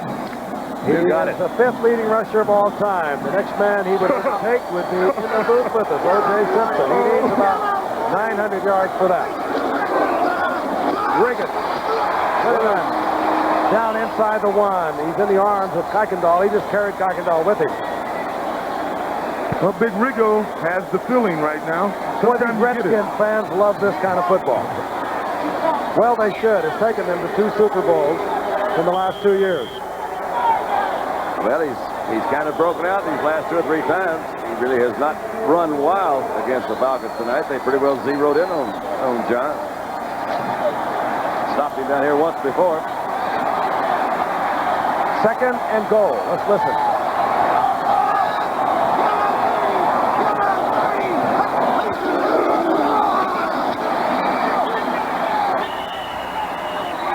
Redskins have their arms up, but we do not get it from the official. It'll be marked short. It'll be third down and goal. That was a heck of an effort by Riggins because he was hit in the backfield, did a little tap dance to shimmy his way up to the line of scrimmage, and he appeared from here that he fell over the line of scrimmage. I mean, over the goal line. Riggins does get into this. Remember, on 4th down, the ball in just about this situation earlier in the game. Theismann faked to Riggins, bootlegged it for the touchdown. I believe he'll give it to Riggins once again.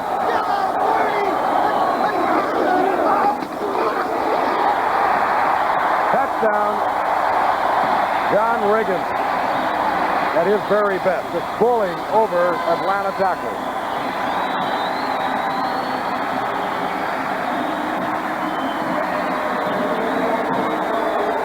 The 137th consecutive sellout here at RFK Stadium. And they've had so much to cheer about. The teams of Vince Lombardi. Then it was George Allen, who took the Redskins to the first Super Bowl back in 1972.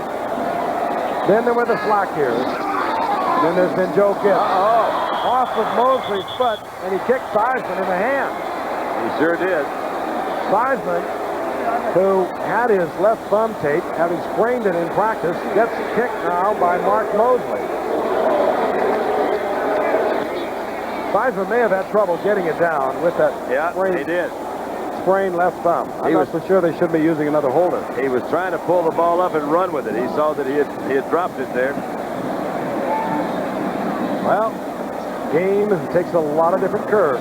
That's a strange one. We'll be back. Has made the score 20-14. Sylvester Stamps, the speedster, the rookie from Jackson State, at the goal line, awaiting the kickoff of Jeff Hayes. Sylvester came into this game the leading kickoff return man in the NFC, over 26 yards of return. Airmail Stamps. That's a good name for him. Well, let's see if he can get flying here. Hayes, short but very high. From the 10, Stamps. There's a hole. The hole, and it closed so quickly. The special teams of the Redskins are very tough. I think Theismann's all right. They're working it out over there. Mosley said, hey, man, you're going to run it. Just give me the word. Take a look at the Redskins scoring drive. And so much of it, the big man, John Riggins. And so much of it because they got that turnover right there. Look, they didn't have to go very far that time. Yeah, the only thing that has stopped the Falcons since the middle of the second quarter has been the Falcons. They've done an excellent job here. If they cannot turn the ball over, we can expect to see them back in the end zone. Give an assist to the Redskins defense. They forced a turnover when they hit Mike Morawski trying to pass. 1:33 remaining in the third quarter. Morawski, he's trying to get it to Benson, the rookie from Purdue, incomplete. Rich Malott was back there stride for stride with Benson, who goes about 235. Put his H-back out of the backfield. But the important thing is Morawski had plenty of time to throw the football. One of the advantages the Falcons have in this game is that Mike Kinn and R.C. Tillman are two Pro Bowlers who play on their left side, and they're playing against the side of the Washington Redskins defense that's the best pass rushers in Dexter Manley and Monty Coleman. So their strength is going against Washington's strength. Second down and 10. That's Bailey, top of your screen. Riggs spins, puts it up again, and covered quickly, and I believe Atlanta has it back. That's Riggs bobbling once again. He's had trouble over the past few weeks. He's fumbled 6 times in the previous 2 games, or rather now in 3 games.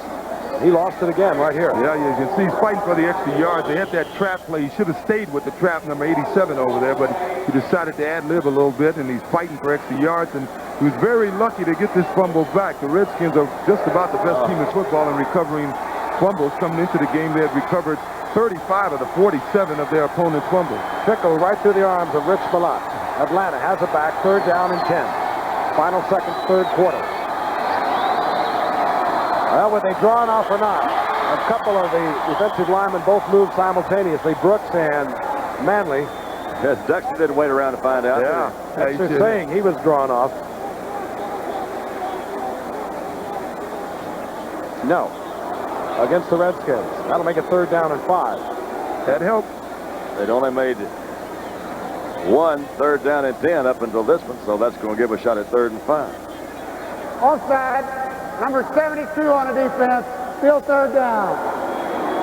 Watching a really hard-hitting football game, and boy, there's a lot on the line in this one. Denver can run and get out of sight there if the Raiders don't pull things together. They got swamped by Chicago yesterday. Seattle has now had 2 consecutive shutouts. They are tough.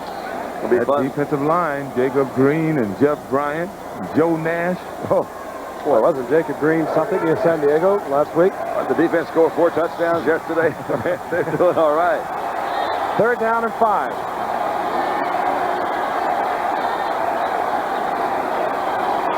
Look out. Morosky. Look out. And he will not scramble for this one as he did earlier. He's buried at the 30-yard line. Rich Malott, Tom Beasley, they were all there. Beasley made a good move. He kind of went for that low area and got his knees out from under him. Well, they brought a lot of guys, and the Falcons did a good job of stopping the initial charge. And as you know, down at quarterback, he's either have to throw it quick in a situation like that or take off. That's it. Mike Helms is deep. He has, over the years, since coming from Canada in 1980, come up with some great clutch returns. Never seems to break the big ones. But he does it when they need it. And I'll tell you, Jacques Amaro has driven Nels all the way back to the 12-yard line. Well, you don't want Nels with a good return out of the 35-yard line.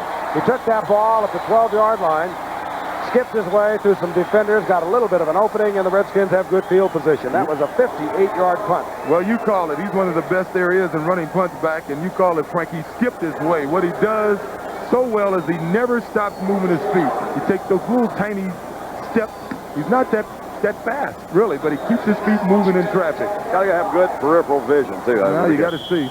You got to see. Just another Bobby Beathard find. Bobby Beathard, the general manager. This team is made up of 25 free agents, 8 trades, and 16 draft picks. Credit that to the general manager, Bobby Beathard. Seems to always be able to pull the right man out. First and 10, Theismann in trouble. And gets out of it and picks up 5 yards in doing so. Rick Bryan finally takes him out of bounds as time runs out here in the third quarter. Washington leading Atlanta 20-14, and we'll return for the fourth quarter after this word from our local stations. Sunday, Gene Wilder and Richard Pryor, they're stir crazy. Yeah. Parental discretion advised. Say what? Then Steve Allen's back. With John Ritter, Burt Reynolds, and more for a new Life's Most Embarrassing Moments, all starting at 8/7 Central. Sunday. Well, I worked all my life, paid in. Then when I needed it, it's not there.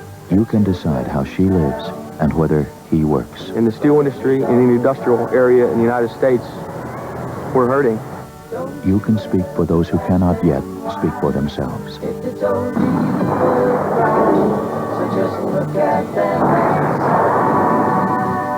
Tuesday, your vote does matter for all of us. Mondale, Democrat for president. Alan Ertl. He paid no federal income tax for 2 years while he served in Congress and earned over $160,000. That's correct. Alan Ertl, who now wants to be our top law enforcement official, paid no federal income tax at all for 2 years in a row. It's not right, and it's another reason to re-elect Attorney General Roy Zimmerman. Roy Zimmerman's a career prosecutor who's done an outstanding job as Pennsylvania's Attorney General, and he pays his taxes.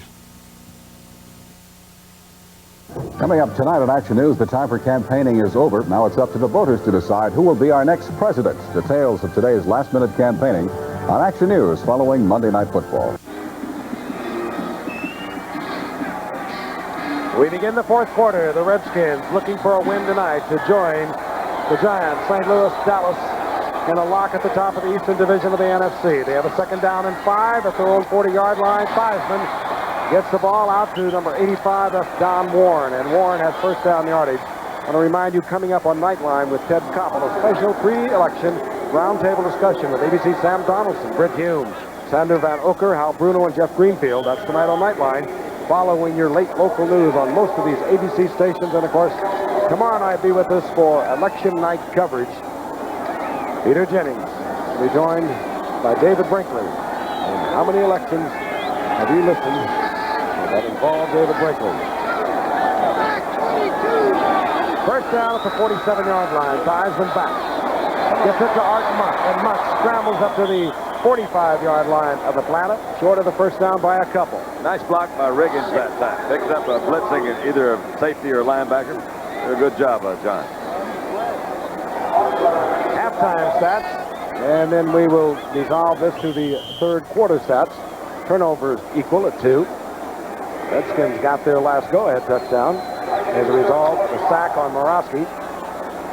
And there it is reflected. And that is the difference in the game. The conversion was missed, so Atlanta only trails by 6. Second and 2. Riggins running into Gary Burley, but not until he picks up the first down near the 42-yard line.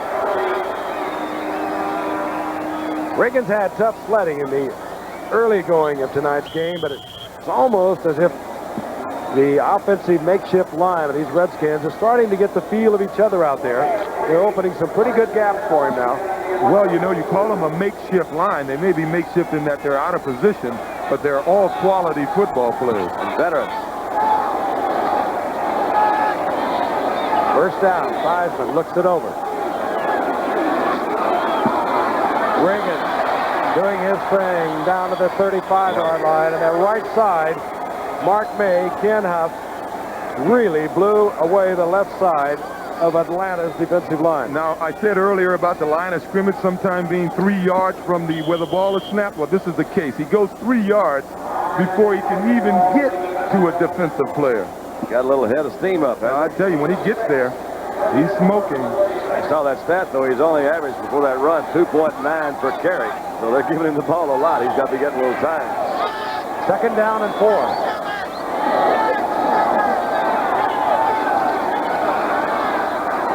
Theismann, Calvin Muhammad. Where will they mark it? They'll mark it for a first down. Well, it's been those quick passes, especially those little flat passes to the tight end that has opened up the middle for the running game, because all of those linebackers now are trying to stay closer to those tight ends. You know that the Raiders did not want to let Calvin Muhammad go. They drafted him the 12th round back in 1980. They had him around. They always did like him. Last year, only 13 receptions. He just couldn't get into that lineup, but he averaged just under 20 yards. He has great speed. First and 10 at the 31-yard line of Atlanta. Art Monk, the same play we saw a few moments ago with the same result. And if that's the play that the linebackers have to stop, you cannot have your cornerbacks try to stop that play, especially when you're playing partial zone defense. And it's that play that's opened up the running game. And on that reception, Art Monk takes over the NFL lead from Ozzie Newsome. Theismann now 10 of 21. Kind of figuring that might have even been an audible. He stayed a little bit over the ball, stayed over the ball a bit long that time. Art does this really well, doesn't he? He keeps fighting that extra yard. 58 receptions for Art Monk now. He is about a foot short of the first down. Here comes the defense. This time, Riggins is held short. He'll lose yardage, or perhaps a foot or 2 feet. Mike Pitts hit the Riggins, stood him up, and he got help from his friends. John saying, give me a break. That'll be third down. And then comes another tight end, Anthony Jones, a rookie from Wichita State. Joins Didier, Don Warren. And this is when you wish you had a little microphone down there at the middle of that line of scrimmage, because it really gets noisy.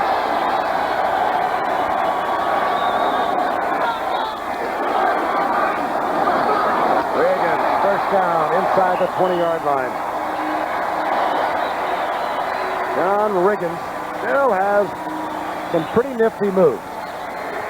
Inside the tackles, he still is as good as any running back playing today. He doesn't get outside as well as he once did, but, I mean, you know, he's a pretty fast man. You know, he's a 2-time 100-yard dash champ in high school in the state of Kansas. He's run under 10 seconds flat for a 100-yard dash. He had a high school timing of 9.7. I remember when he came up to the Jets, you couldn't believe it. He was so big.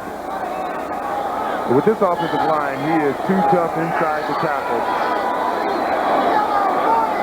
First and 10 at the 20. And occasionally outside. Reagan. Crowd really loves it here, too. You're right, though. Not often does he see him go out there. Well, he went out there that time because the offensive line just blew everybody away, and there was nobody in front of him. An injured Falcon as Riggins goes for 9. We'll look at it again. Don, with short knees, you may have gained, 2 or 3 yards on this one. Once again, that's an offensive line that did an excellent job. The defensive players don't even get to him until he's 5 yards downfield. You saw him hit number 56. 56 hit 58, I think it was, Frank. And this is David Fry, I believe. 58, I believe. Yeah, David Fry. But Riggins ran right through Al Richardson, who had a great shot at him. He was a punishing runner. The injured Atlanta Falcon, David Fry. It'll be 2nd and 2 when we come back. This is Chevrolet Corvette. You've never seen anything like this before. A Corvette superb in its engineering and defiant in its performance. Never before. Corvette performance you won't believe. And a digital information center you can't ignore. This is your Corvette, America.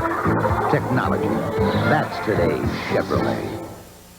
Well, I worked all my life. Stayed in. Then when I needed it, it's not there.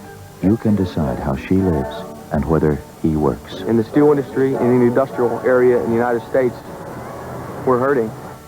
You can speak for those who cannot yet speak for themselves.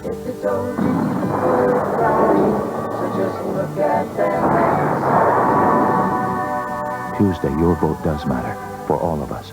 Mondale, Democrat for president. Next week on Monday Night Football, AFC West playoff hopefuls go at it when the 7-3 Raiders take on the 8-2 Seahawks, live at 9 Eastern on ABC.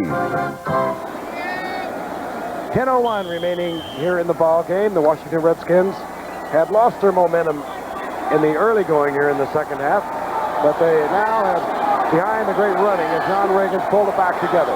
Seisman looking over a 2nd down and 2. The 11th play in this drive has started at their own 35-yard line. Reagan just banging away, blowing them out now, the offensive line. And Riggins will have a 1st down goal to go at the 7-yard line.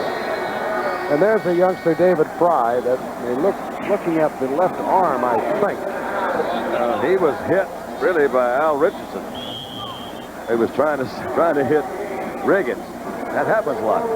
One player will hit another one. Quite frankly, as we looked at him on the turf initially, we thought it was a shoulder injury.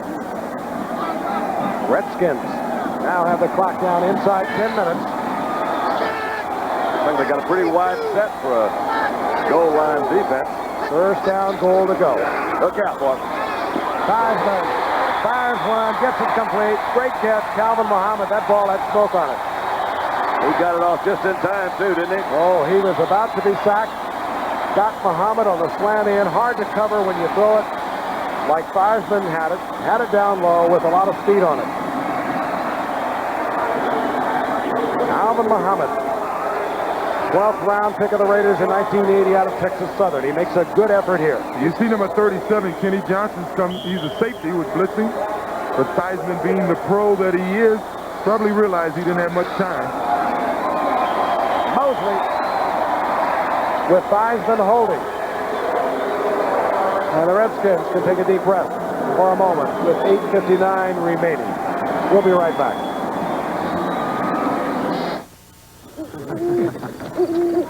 This camping trip was a good idea. Yeah, it sure is relaxing. Peaceful. Groovy. Groovy? Kind of dark, though. Man, I'm getting thirsty. Yeah, let's have another light beer from Miller. Light Fresh Philly! Hey, Philly! Let's Philly! Hey, Philly! Let's Philly! What was that? The creature. What creature? Well, legend has it that a horrible thing stalks these woods. Oh, Mickey! And it comes out when the moon is full. What does this creature look like? It walks on 2 legs, but it isn't human. It's got big eyes that bulge out and... It's the creature! Hey, guys! Hey, guys! guys, where are the marshmallows? Light beer from Miller. Everything you always wanted in a beer, and less. Come on, it's after us! Man, did you see that thing? A golden night as U.S. Olympic boxing medalists make their pro debut. Breland, Whitaker, Taylor, Holyfield, and Biggs. Thursday night, November 15th, live on ABC.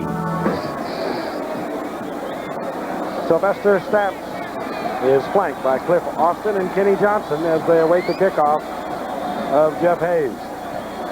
All right. It's up. Was that by Greg Williams? Greg Williams made a tremendous diving tackle, upending Stamps. So Atlanta starts deep in their own territory at the 12-yard line. They love it here in Washington. When an alkaline battery goes dead, you throw it away and buy a new one. This is a GE rechargeable. When it goes dead, you recharge it. It costs more than batteries you throw away, but lasts up to 4 years. Used 10 hours a week, this toy would use over 300 long-life batteries to just 2 GE rechargeables. So if you're still throwing away batteries, you're throwing away a lot of money.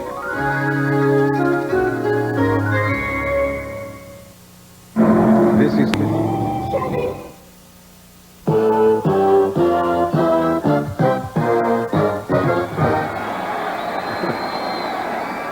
Washington Redskin football. Big John Riggins powering behind. Good blast blocking. And this is how it transpired. With finally Theismann hitting Calvin Muhammad for the touchdown. 27-14. And Atlanta begins with their worst field position of the night. They started their 12. When Morawski replaced Steve Bartkowski in the second quarter, he started at the 17 and took them 83 yards to a touchdown. He needs one desperately now. Morawski fires to Bailey. Is complete for a first down out near the 26-yard line. It's again a reminder. It's election night eve, rapidly approaching here in the East. Election day. Get out and vote. And watch the results right here on ABC tomorrow night with Peter Jennings and David Brinkley and our ABC News team.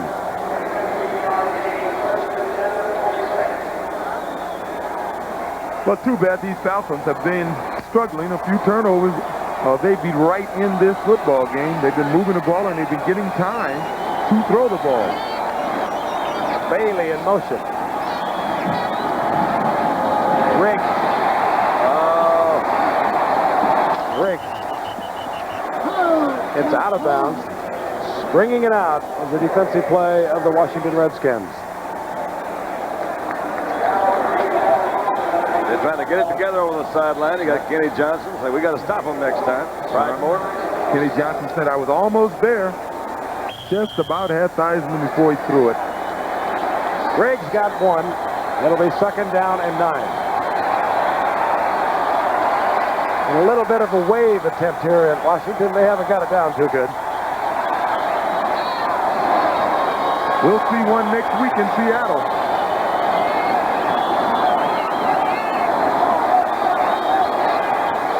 Morawski. That's nice blocking. And Morawski fires it to Bailey. He made a tremendous catch. All over him was Vernon Dean.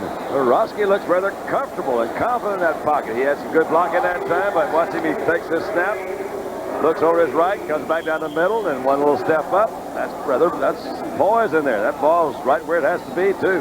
Nice, pretty spiral. And Bailey, good concentration. Vernon Dean breathing down his neck. Always been impressed with people that can throw a spiral. Bailey has 6 receptions, 80 yards. He gets the first down at the 43-yard line. They're starting a 2-minute drill a little bit early, looks like to me, but that's all right. Go for it. We're gonna run out of time here almost. Complete once again. Another first. And once again to Bailey. And another first down. Morawski and Bailey teaming up. That ball was fumbled. That ball may have been fumbled. Poor Bailey. You're talking about a guy, once again, Stacey Bailey only weighs 157 pounds, and I'm sure that's what he weighed in when the season began. And he just got caught in a vice that time, 2 defensive backs. That's his season's best. He has tied that. He has been the Falcons' leading receiver in terms of yardage. Last year he had 55 receptions, but he led the team in total yardage. He missed 2 games with those 55 receptions from San Jose State. Played for Jack Elway out there. Did he really? Yeah. 8 of 13 for Morosky, now 95 yards. Good play by Dave Buck as he just clotheslined Gerald Riggs. That was a loss of a couple. Big Dave guessed right that time. He shot the gap. Is that what he did? Yeah, he shot the gap. Shot the gap. What shot gap? the gap. Watch it. Well, inside. Between that guard and tackle. I'm telling you. They shoot the gap. You wonder what the offensive line are doing. I mean, aren't they supposed to keep them from shooting the gap? Well, they left. The gap was too big. There's a loss of 2. It's second down and 12. Inside 6 minutes, the clock is moving against Atlanta. They're shooting the gap again. Morosky looking for Bailey, and just out of reach. He had made a good move on Vernon Dean, had him turned around, and Morosky under pressure. He went down after he released it. Just did not have time to set it up properly. That's a pretty big gamble, as a matter of fact, on the... If you'll notice, there's nobody back there to help him. The Simpson linebackers, that was just a little fake into the inside, turned Vernon around. Morosky didn't have quite enough time that time to lay that one up for Stacy Bailey. Might have pulled that one down. Third down and 12 now. Bailey goes right, picked up there by Gerald Green defensively. Riggs on a 3rd and 12. Now that's great. Atlanta has to be thinking 4 downs to get the first. They'll go again. It's short by about 4. So it'll be 4th down and 4, and we'll see the offensive unit stay on. Well, that's more of a defensive move that they're keeping the offense on. There's still, well, I can't say there's plenty of time in the game, but the way Washington has been running the football at them, there's very little chance of the Falcons getting the ball back at least twice, and they have to score twice to win. They're in a 4th down mode, if you will. 4th and 3 against the weak pass defense and a tough defense against the run. Morosky's in a lot of trouble. Fires. Incomplete. He had it in there. A good defensive play by Curtis Jordan. I really thought he had that one. That was not a bad throw, though, was it?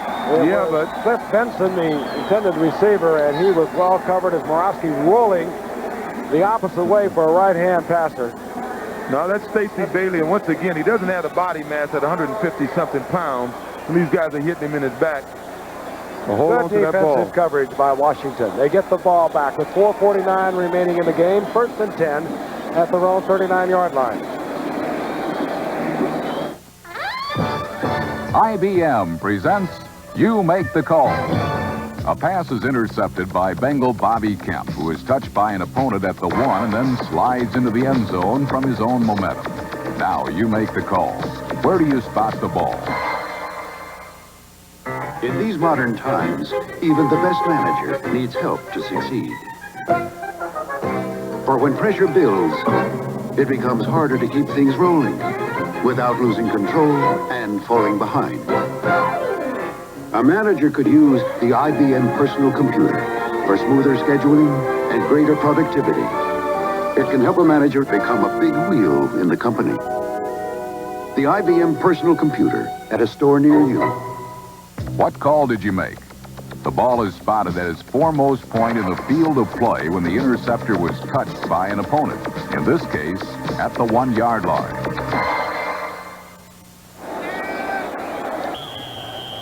Curtis Jordan, who is filling in for an injured Mark Murphy, one of the other Redskins we have perhaps not mentioned tonight that has been out with an injury. He made a great play against Stacy Bailey. The Redskins have the ball back. 1st and 10, the ball at their own 39. Theismann, Calvin Mohammed stays in bounds, and the clock continues to move.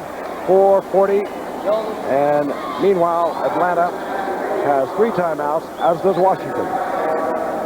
Listen up. This telecast is presented by the authority of the National Football League. It is intended for the private use of our audience. Any rebroadcast or other use of this telecast without the express written consent of the National Football League is prohibited. That's your best ever. That truly is your best. I got better. Well, I got more coming. Dedication. Mohammed got 7. It's 2nd down and 3. And you saw Mohammed Staying in bounds, keeping that clock moving. Riggins. Boom, boom, boom. Surged up there maybe for a couple of feet. It'll be third down. And call it 3. Yeah, over 100 yards. Gerald Riggs right there against the number 2 rated defense in football against the rush. Look at his average. Five a carry. That's not bad, is it? And the big man had quite a good ball game. Yeah, one of the guys he had to run against, Big Dave Buck. Dave says he didn't want anybody to sit by him on the bench. That's the reason why he's up there by himself. He wants that whole bench by himself. Jeff Moore comes in. That's Jeff Moore, the setback. He'll do what Joe Washington ordinarily would do. He'll work out of the backfield on this 3rd and 3. He's open. Go for it, Joe. Heisman. Oh, I don't know. He may have gone Short down too early. First down. He has gone down a tad too early, I think. May have. Tizer pushes the ball forward. Defender pushes the ball back. 4th down. I'd say he's a battler. He will fight you all the way down the line. I think he also was a little disappointed because all he had to do was just look at that. He said, wait a minute, I'm not going to walk off until you measure it. I do think he's a little bit short, though. He's going to get his measurement, but I do believe he's short. Well, he's 6'1", isn't he? Yeah. That's good, Jude. Been hanging around you, Don. Heisman a few inches short. He lied about it. He's only just a little over 6. And the Redskins will have to punt, and for Atlanta, they'll have 2:56 remaining. Out comes Jeff Hayes. He's had quite a night. 2 good punters tonight. Giacomoro for Atlanta, and Jeff Hayes. His average on the night, 50 plus. There's Kenny Johnson.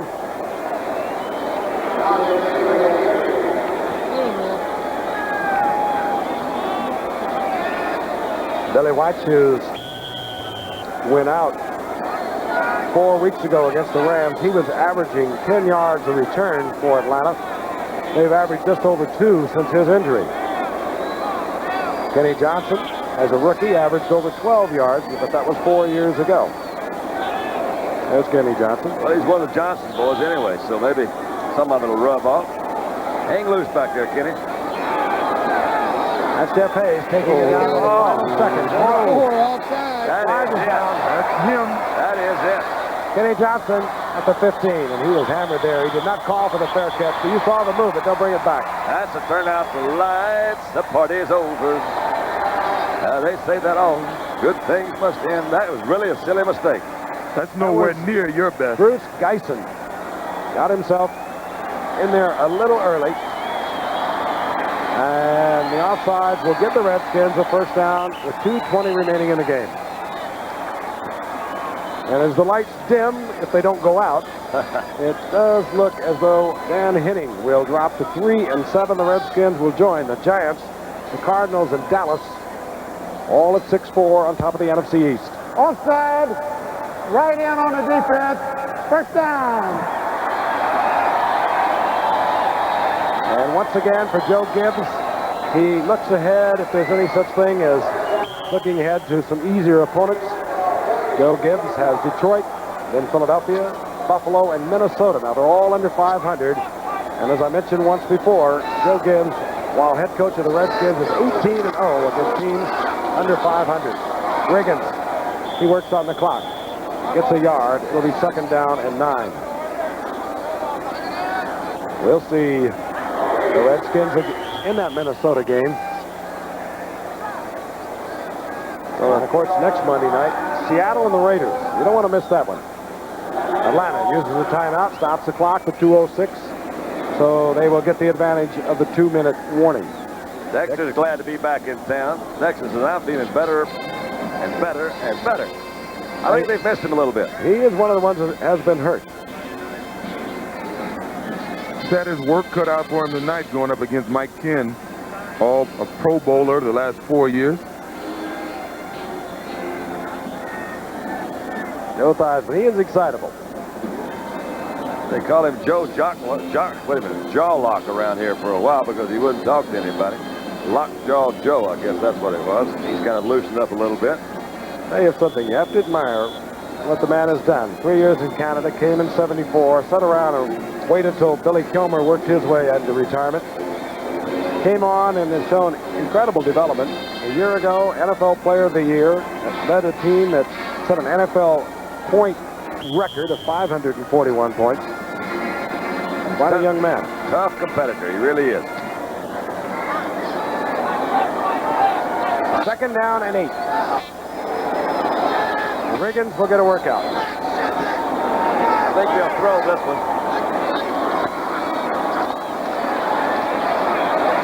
Here it goes. Riggins, first down. Inside the 35. First down, Redskins, and we'll get the 2-minute warning. Colton Kuykendall defensively there for Atlanta. Atlanta, a team that has played, considering their injuries, some good football tonight. I have taken on many fighters. Atlanta, the Redskins on top, 27-14. At one point, they led 14-0. Atlanta battled back to tie it at 14. Now the Redskins have opened it up.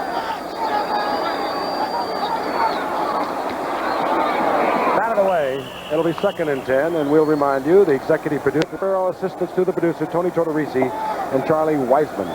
Stats tonight by Joe Cox, our spotter, of course, Steve Buzika. On 2nd and 10, Riggins works the left side to the 30-yard line. A gain of 3. It'll be 3rd down and 7. Well, we got to see Mike Morosky play tonight. If I'm pronouncing it correctly, Morosky. And I was rather impressed with him. What do you think, Juice? I thought he did an excellent job. He had a few fumbles that hurt the team, but he was the guy that got them back in this football game. And without his performance, it would have been no football game, and he did the job. Came in and did it, Frank. One timeout remaining for Atlanta. Redskins are going to win it, move into a tie with the Giants, the Cards, and Dallas in a bitter race here in the NFC Eastern Division. 3rd down and 7 for the Redskins. That is it. There's Riggins.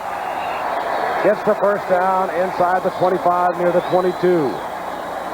That's what he does the best. Now that run will probably put Riggins near the 100-yard mark, if not over. And with that run, he ties Larry Brown for the record for 100-yard dashes. 100-yard games. Yeah. 21. That's what we were talking about a moment ago. That's the status right now. And for Washington, a bit of a breather, as I mentioned before, if you can call it that. They have Detroit, Philadelphia, Buffalo, Minnesota. And then things get a little heavy as they have to play Dallas to St. Louis. Dallas, of course, has lost so many in the division, and they have a tough schedule coming up. For Atlanta, well, you have to hope that they're going to get some of their key players back. They will not get William Andrews back, and of course, Billy White Hughes Johnson. They were their offense. And meanwhile, John Riggins, been working on the ticker, which is now down to 35 and moving, has gone over 100 yards on the night. Of course, Riggins had other 100-yard games with the Jets, but he has 21 with the Redskins, and that ties the great Larry Brown. Theismann getting rid of the clock. Washington will win it. They win it, handicapped, as the Atlanta Falcons are, with injuries. And for Joe Gibbs, another victory in the bank. And a great effort tonight on the part of the offensive line that had been made over. And they made a lot of openings for Riggins here in the second half. They gave Theismann the time he needed. Final word in a moment.